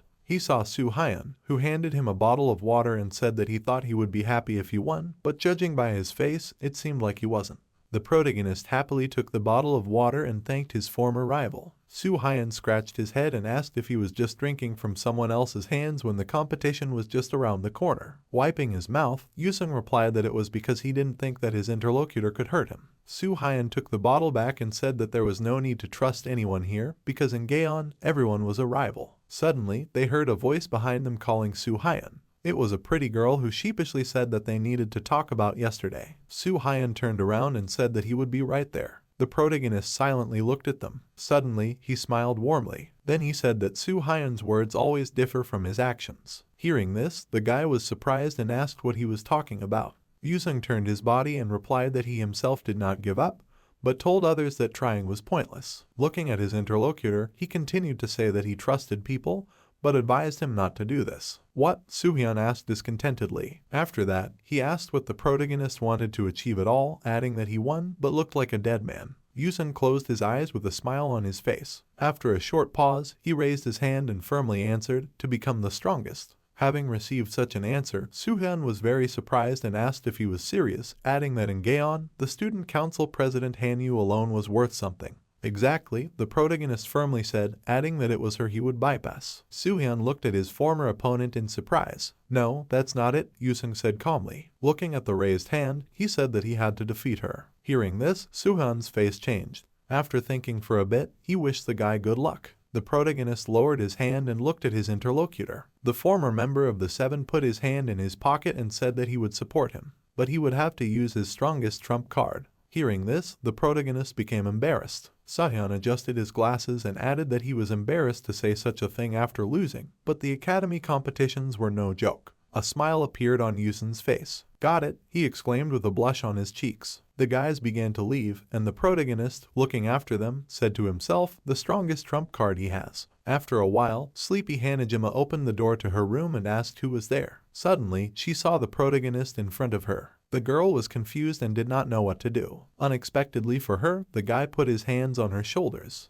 Hanah Jima, he said. Hearing her name, the girl was startled and waved her hands. Yusung said with a very confident face, she. Yes, Hanah Jima cried out, embarrassed. Will he help him? The guy asked. Yes, the girl cried out with even more embarrassment and excitement. Thank you, the protagonist exclaimed, closing his eyes. Hanah Jima came to her senses and, lowering her head, asked what all this was about. The two of them stood in the corridor while she asked what happened. Spirit Forest, Dungeon Rank 4, Danger Level, Medium. Hanah Jima raised her hand and firmly said that it was here. The protagonist grinned and said that Sue explained to them what they should focus on during the competition. Yes, the girl answered, adding that he said that they would conquer the dungeon grave of despair. She, with a blush on her cheeks, happily said that there were 14 types of undead monsters and a dangerous boss, Lick. Yusung stood up and said that was why they were training here. Then Hanah Jima asked if she should summon her undead, a ghoul or maybe a skeleton, adding that if she tried hard enough, she could summon 3 at once. The protagonist stopped and closed his eyes. After thinking for a moment, he replied that he thought so too. In the fog among the trees, he saw black silhouettes. They were undead with glowing eyes. Suddenly, the legs of a horse emerged from the fog. The horse was dead, and on it sat a rider, followed by a huge army. The knight looked at the boys and said that mortals had come to their own doom. Having said this, he swung his sword. Preparing to attack, he ordered his army to show their hatred and make the boys undead. The protagonist, without turning around, asked his friend if she needed anyone in particular to help her. Exactly, he suddenly said. The boy stared intently at the formidable rider on the horse. Without a drop of fear, he stepped towards him. His eyes were shining and he said with a smile that he would finish soon. Saying this, he charged. The rider waved his hand and ordered his army to stop the boy. The undead immediately charged. Many spears and swords rushed towards the protagonist. Yusung reacted and opened his eyes wide. He deftly dodged each attack, simultaneously destroying the undead. Breaking through to the rider, he said, because this time, a terrifyingly powerful cloud of energy appeared in his hand, and he finished that he did not need to conserve his strength like during the exams. Saying this, he extended his hand and directed all his power into the rider. Hanah Jima stood behind and looked at the boy all this time. The rider fell to his knees in front of Yusung. After that, the boy turned to the girl. Turning completely, he said that now it was her turn, adding that she must make a contract with the Dark Knight before he was reborn. Hanah Jima raised her hands and said in confusion that she was a level 4 Dark Knight. Yusung smiled and asked if she really thought it wouldn't work. The girl twirled her hands and quietly said that she had already told him that she had a mana leak. But suddenly, the protagonist said that this was why they were here. Hearing this, Hanah Jima was very surprised and asked what. Then the protagonist said that Iris, his teacher's friend, had encountered the same problem. Mana leakage is a phenomenon in which mana, which is in large quantities, is forced to flow through a narrow passage, changes its direction. In other words, Yusung said calmly, this means that Hanah Jima has so much mana that it begins to flow in the opposite direction. Listening to her friend, the girl held her hand. The guy remembered the teacher and added that Hanah Jima can do it, so she should not let fear consume her, instead, conquer it herself. The protagonist clenched his fist and said that the girl could do it.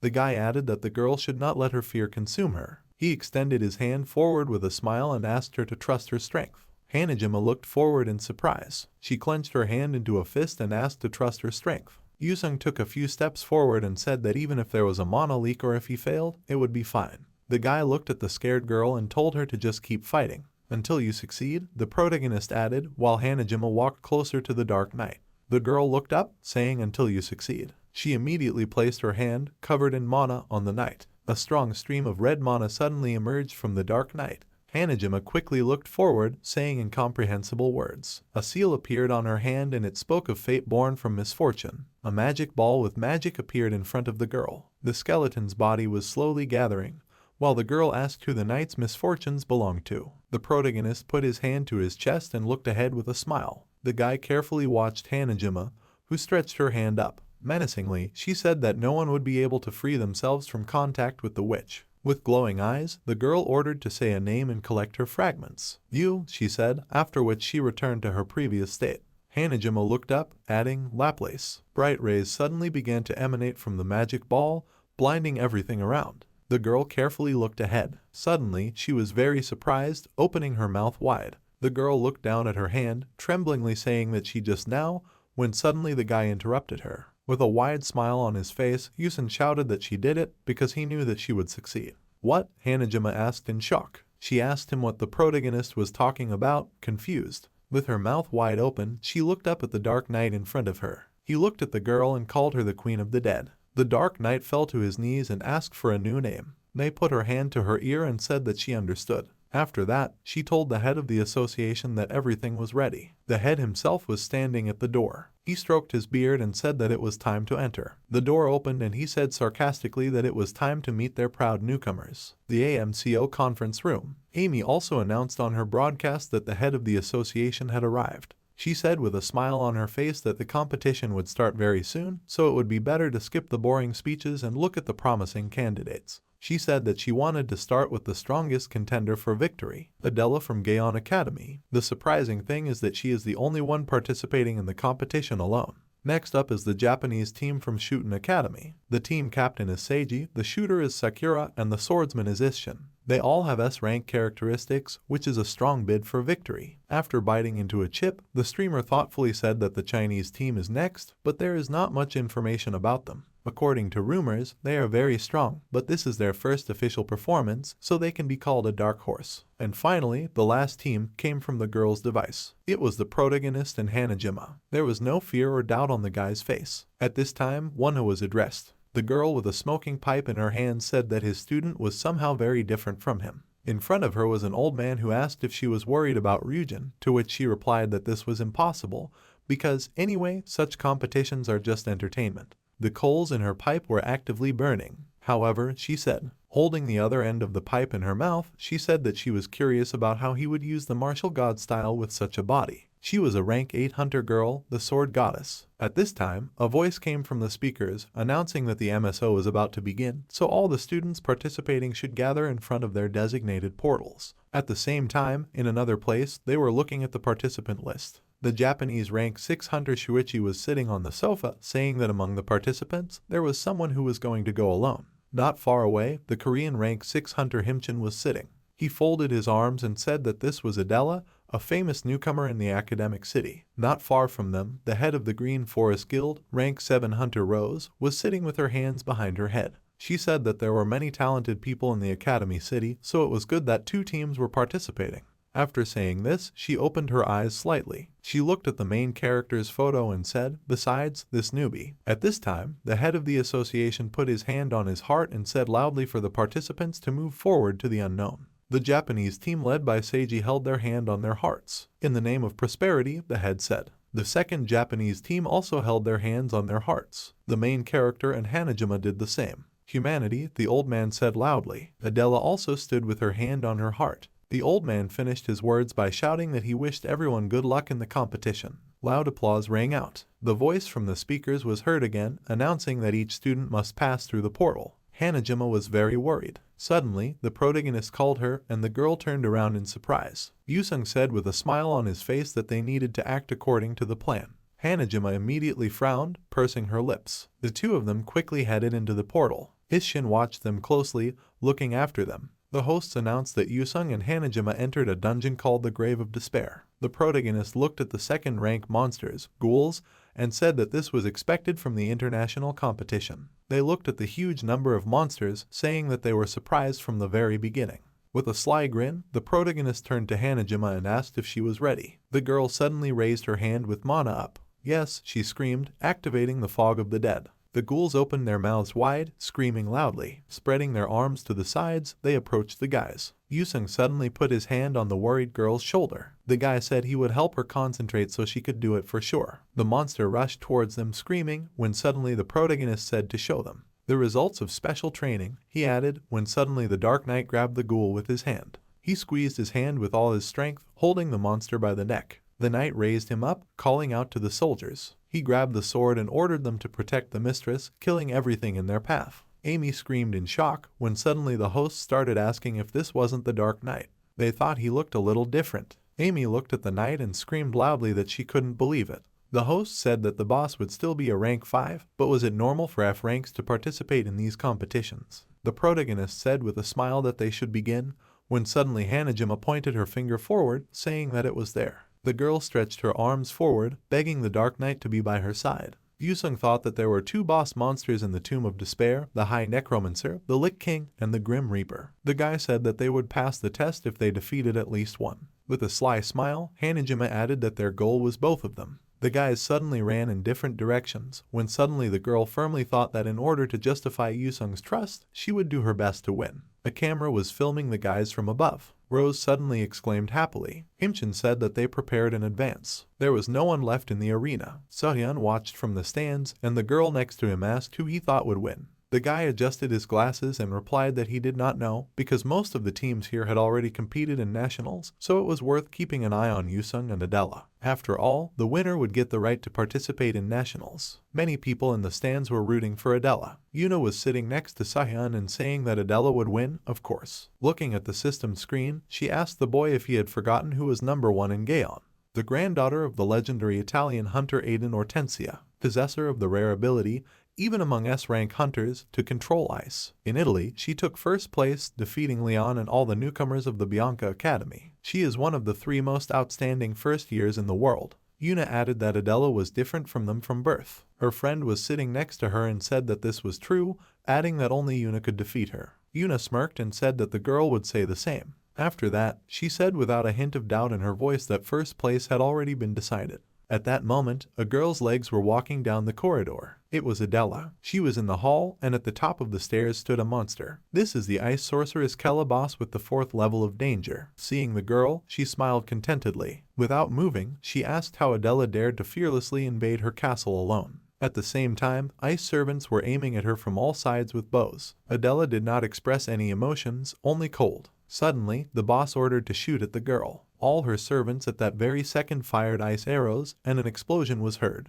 Kella, with a sly smile on her face, told the girl to disappear. But suddenly surprise appeared on her face. She saw Adela's glowing eyes. The girl was safe and sound. Away, the sorceress shouted angrily. Adela stretched out her hand and said indifferently that she was tired of listening to this. A notification appeared, which said that the automatic translation inside the space was disabled. An ice ball appeared in front of the girl's hand. The next moment, she fired it at the boss and a bright flash lit up everything around. A few minutes later, Kella was standing with difficulty. Adela slowly rose to her side. Fear appeared on the sorceress's face. Adela extended her hand towards her. Her eyes, full of disdain, burned brightly. "There is nothing to see here," she said coldly. At that moment, a spear pierced the wolf. Its dead body flew to its enraged relatives. A weapon appeared in the girl's hands and she said, "Excellent." It was handsaw, her ability weapon creation. With a spear in her hand, she said, 100 in total. Finally, the guardian of the sacred land, she said quietly. The bright moon was swallowed by black clouds. Silence reigned around.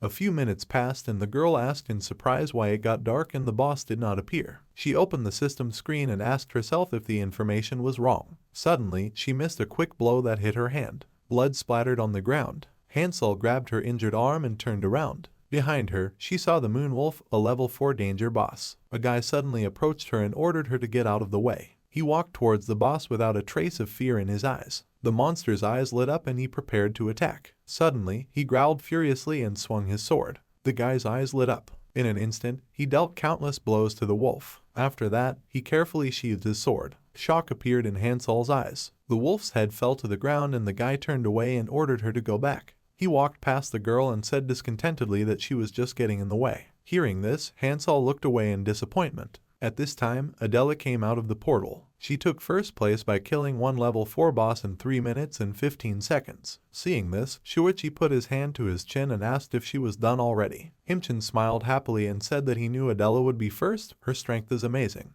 Then the Japanese team came out of the portal. Ryujin's team took second place, having killed one stage 4 boss in 4 minutes and 35 seconds. Seiji's team took third place. They killed one stage 4 boss in 5 minutes and 11 seconds. Isshin looked around. He was looking at the protagonist's portal and thinking about Hanah Jima. Yuna chuckled in the stands and said that it was as she said, but Suhan objected, saying that there were still 3 minutes. The girl spread her hand and asked who could defeat Adela. She was a real monster. Suddenly, a loud scream was heard, saying that this was a real surprise. Hearing this, Yuna was very surprised. Shock appeared in Suhan's eyes as well. Yusung and Hanah Jima cleared the stage. They killed 2 stage 4 bosses in 6 minutes and 10 seconds. Thanks to this, their team breaks into first place. Yuna looked at this in shock and said that she couldn't believe it. Suhyun adjusted his glasses and asked if they really killed 2 bosses in 6 minutes. The host shouted that the guys had set a new record, so for their first participation in the competition, they would receive 2 artifacts.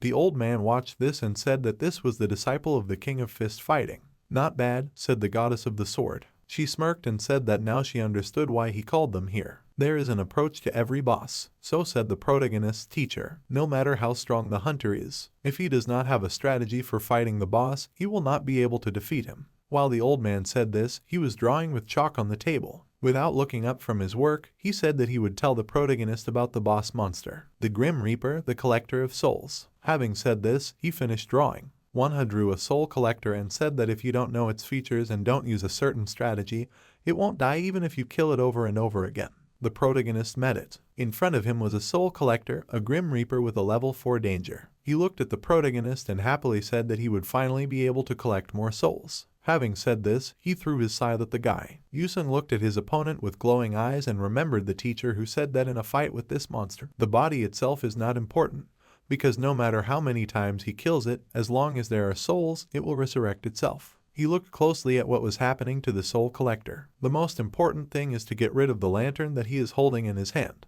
After these thoughts, he abruptly rushed to attack. The soul collector immediately reacted. The protagonist deftly dodged the attack and said in his head that he would finish off the monster in one blow. Immediately after this thought, he kicked the boss with all his might. The soul collector wheezed discontentedly while recovering. Yusung held his lantern in his hand and said that the strategic part was over. His eyes sparkled and he said that it was enough. A unique artifact, the Grim Reaper's soul ball, appeared in his hand. It was a ball of pure mana created from the souls collected by the Grim Reaper over 100 years, and by breaking it, the protagonist could absorb the power from it. After reading the description of the artifact to the end, Yusung said with satisfaction that he had received a very useful thing. After that, he turned around and asked his partner to wait a little longer. At this time, Hanah Jima's face was worried. In front of her was the undead. The supreme necromancer, the Lich King, a boss of the 4th level of danger. With his arms outstretched, he emitted a terrifying aura. She looked at the girl. He asked if she was a necromancer, adding that in undead dungeons like this, necromancers had incredible power. But, he said, looking at Hanah Jima's army. After a short pause, he summoned a giant skull golem of the 4th danger level and said that they were the same class, so there was no difference. Looking at the girl's army, he said that it was time to find out which of them was stronger. There was fear and excitement in the girl's eyes. She clutched her clothes near her heart and said to herself that it was jumping like crazy, and there was no strength in her legs at all. With her legs shaking from fear, she said in her head that this was different from the previous exams, because this time she could really die. She wanted to escape from here, but magic power appeared in her hands. Stretching out her hand, the girl firmly said that she could do it. She screamed in her head that she could change too. The Lich put his hand to his chin and said that this familiar was not suitable for her.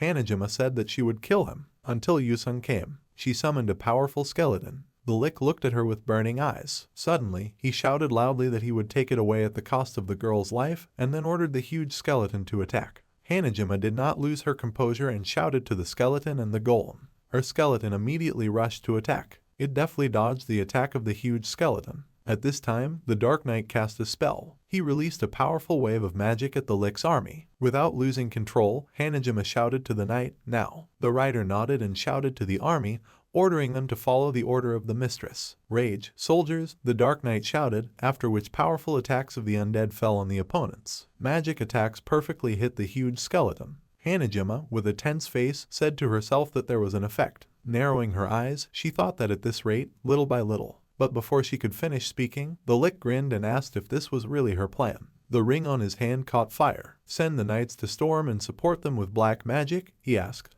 The magic projectile stopped in front of the huge skeleton. A simple but good strategy. His undead stopped dying. However, the boss said, the girl's undead army stopped. The warriors looked up in surprise. Huge eyes hung over them, and the Lick finished saying that Hanah Jima wasn't the only one who could do this. As soon as he finished speaking, a powerful magic wave hit the girl's army. Hanah Jima realized that she had to stop the boss. The Dark Knight stood in front of her and extended his hand. He created a shield that blocked the eye's attack. "It's useless to try," the Lick said. The ghouls in his ranks rose from the ground. The ring on his hand was burning brightly, and he said that death was already. He stretched out his hand and finished speaking next to her. The fierce battle was in full swing. Powerful magic projectiles were flying at the huge skeleton. Hanah Jima, with her arms outstretched, ordered her army to hold the line and fill the gaps in the front line. "Interesting," the boss said, watching the girl. Looking at the Dark Knight, he said that familiars become stronger as time goes by. He saw how his army was slowly dying,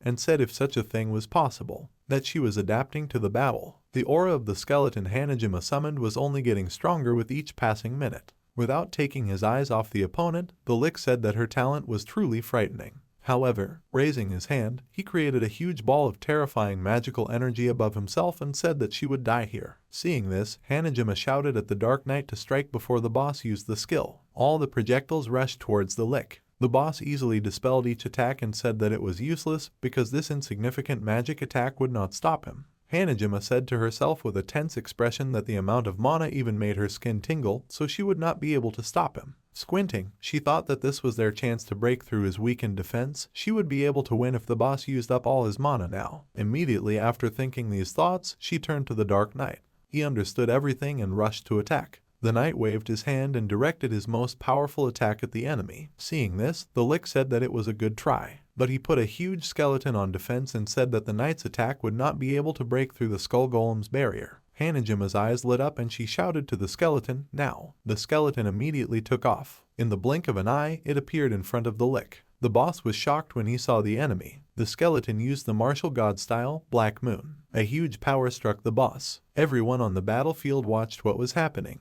As it went, the Lick said with his head down that it was dangerous, then asked what kind of strange technique it was, adding that his body was dead. All attacks on him were useless. He also said that he would take away all the suffering. The girl looked at the enemy with a slight fear. Stretching out his hand with a ring, the monster said that he would absorb everything from them. Having said this, he used dark clouds of despair. The ring on his hand caught fire. This power rushed past all the undead. The girl jumped back and covered her face with her hands. Black flames suddenly engulfed all the undead. The Black Knight asked in shock if it was sucking them in. The boss's power was getting stronger, pulling the undead with it. The Lick concentrated enormous power in his hands, using reverse summoning, adding that only a clot of high-purity mana remained. Having gathered all the mana in the ball, he opened the can and wished himself a pleasant appetite. A crunching sound was heard, and mana spilled in all directions. The next second, a growl was heard, and the boss's hand appeared from the darkness. His appearance had completely changed due to the metamorphosis. He looked at the girl and said that a weak necromancer was nothing more than food for a stronger one.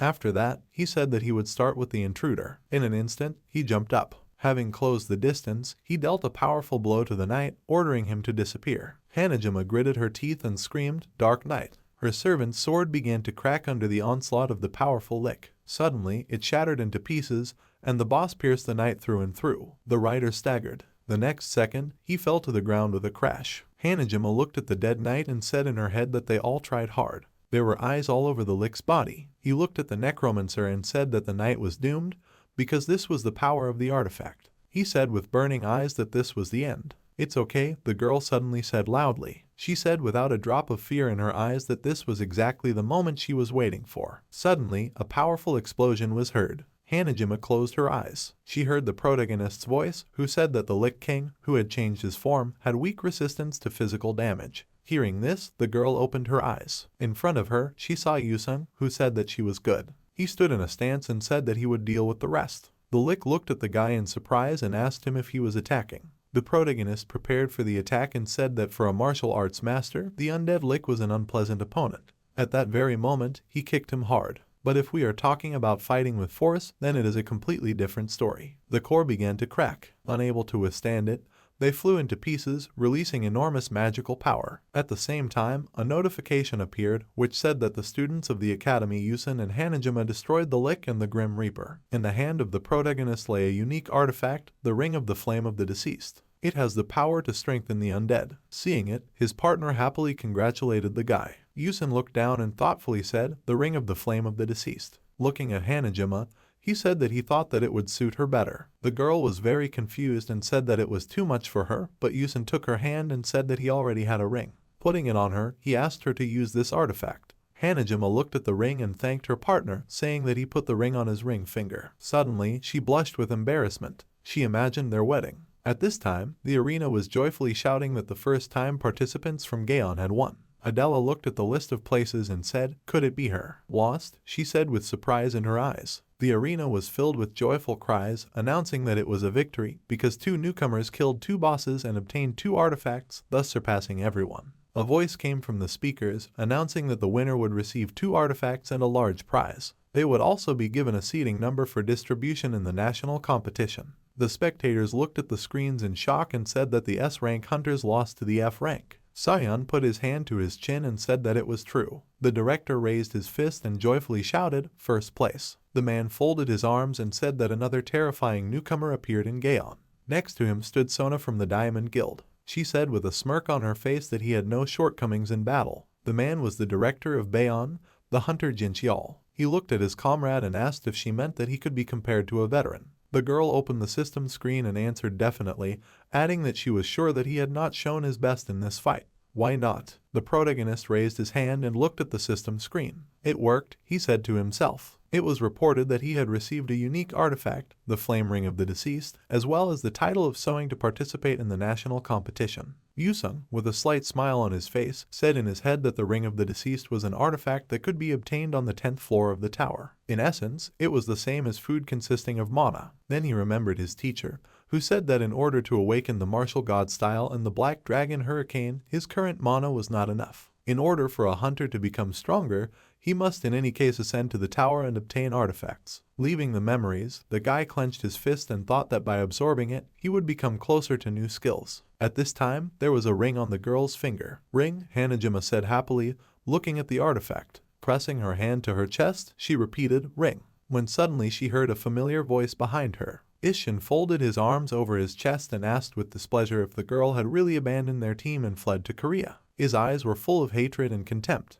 Hanah Jima turned around and fell into a stupor. The guy approached her and asked if the traitor really remembered the name of her former teammate. The girl stepped back and quietly said that she had not abandoned them. But Ishin interrupted her, saying that he did not need excuses. They had no problems because of her disappearance. A ring flashed on the girl's hand. Looking intently at Hanah Jima, the guy said that she was just a burden. He clenched his fist and said that she would not succeed, neither in Japan nor in Korea. She was just a weak coward. Fear washed over Hanah Jima. Ishin leaned over her and put his finger to her forehead. "What next?" he asked indifferently. Tears came to the girl's eyes. The guy's eyes lit up, and he said that she had a talent for running away. Suddenly, a hand fell on his shoulder. The protagonist, with a displeased face, said that the greeting was over. His eyes lit up, and he firmly said that he thought it was time for the guy to go. Ishin turned around with a displeased face. His eyes suddenly lit up. Yusun's eyes were also lit up. But suddenly the doors opened and Seiji ran in, shouting to Sakura that he was here. They ran up to their comrade and the girl asked why Ishin ran away from them. Then they saw the protagonist. Seiji put his hand on Ishin's shoulder and greeted Yusung, saying that they were incredible because they defeated 2 bosses together. The protagonist smiled and said that it was all thanks to his partner's abilities. The guy clenched his hand into a fist and said that everything would be different at nationals. Seiji,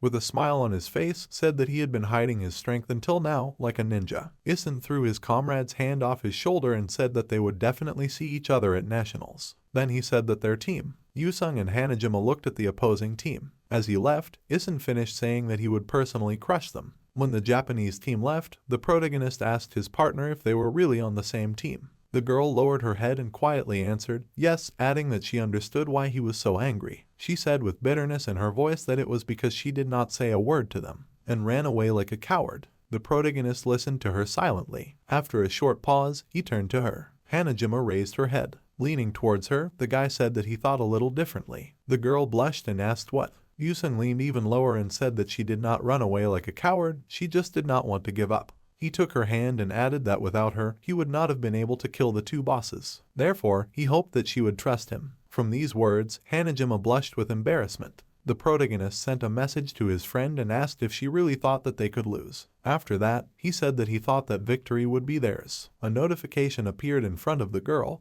which said that Yusung sent her an invitation to participate in the national competition. The guy smiled warmly and said that he would accept her choice as an answer. Some time passed. The protagonist was in an artificial space. The Reaper's soul ball, he said to himself. Looking at the artifact he received, he thought that although it contained powerful mana, in order to absorb it, he would have to overcome the temptation of evil souls, but he had to endure it. This was a kind of test. Thinking about this, the soul ball in his hand cracked. A notification appeared in front of him, informing him of a threat that souls were being released from the soul ball of the Grim Reaper. The aura changed. The souls rushed to attack. They quickly reached the guy's body and fought against it. The souls in which only malice remained penetrated into the very depths to take possession of his body. Then they began to whisper. The face of the soul collector appeared behind the protagonist. The guy's eyes lit up. He heard his name being called. The souls asked him if he had really changed. They absorbed the protagonist, reminding him of his inferiority, weakness, and torment. They evoke the emotions and memories that are funeral for a person,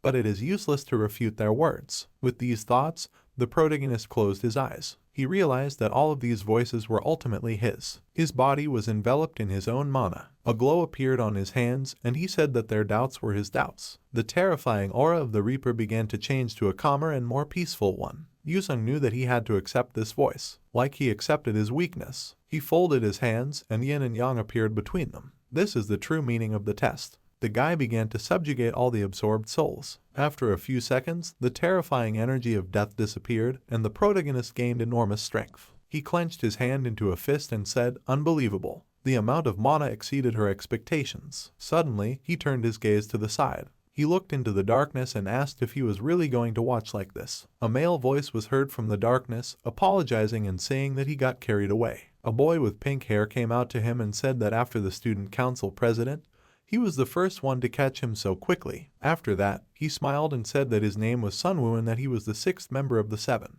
Looking at him, the protagonist asked if he really had any business with him. The guy thought about it and said that he would get to the point. He asked if Yusung wanted to join the student council. After that, he said that maybe the guy didn't know yet, but the student council was the most elite group in Gayon. Sunwoo extended his hand and added that the fact that Yusung won the inter-academy competition gave him the right to join, and besides, the president herself invited him. Extending his hand, he asked if it was true that the protagonist had no reason to refuse. Without a second thought, Yusung replied that he refused. "What?" Sunwoo asked in surprise. He spread his arms and repeated that the president personally invited him, so it was better not to go against it. The protagonist walked past and indifferently said that he knew this better than anyone. Stopping, he added that he could not accept the invitation. As he was leaving, he said that she was the one he had to defeat. A few minutes later, he was walking down the street. He looked up when he saw the sakura petals. The guy was looking at the blossoming branches of the sakura. The beautiful pink petals quickly said goodbye to the branches. The protagonist smiled warmly. Suddenly, Hanah Jima appeared next to him. Seeing her, the guy asked if she had been waiting for him, to which she exclaimed, "Yes," adding that they were now going in the same direction, to the 7 dorm. She lowered her eyes and said that it was cherry blossom season. She looked away embarrassedly and said that it only blooms for 2 weeks a year. Looking at her, Yusung asked if she was sad about that.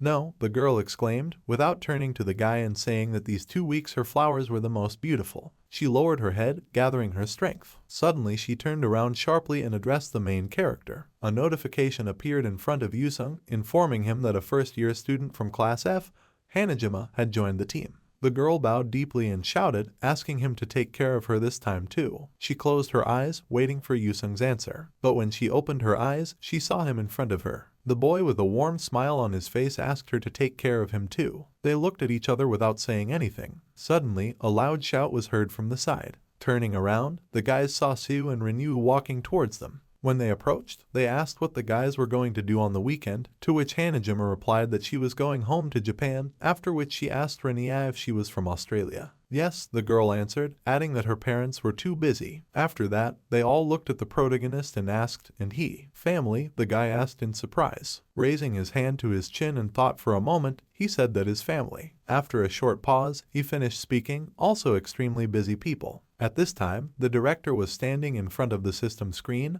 on which there were two images of students. He was choosing between the main character and Adela. Raising his hand to his chin, he said to himself that if you look at the skills, you can choose anyone, but you need to pay attention to who will represent Korea better. A grin appeared on his face. "Okay," he said, "that's it." At this time in the shopping center, Yuna, along with the guards, collected a lot of clothes. Suddenly, she received a notification from the director. It was a joint mission with the main character, which consisted of patrolling the city subway. Seeing this, the girl grinned. "Interesting," she said later.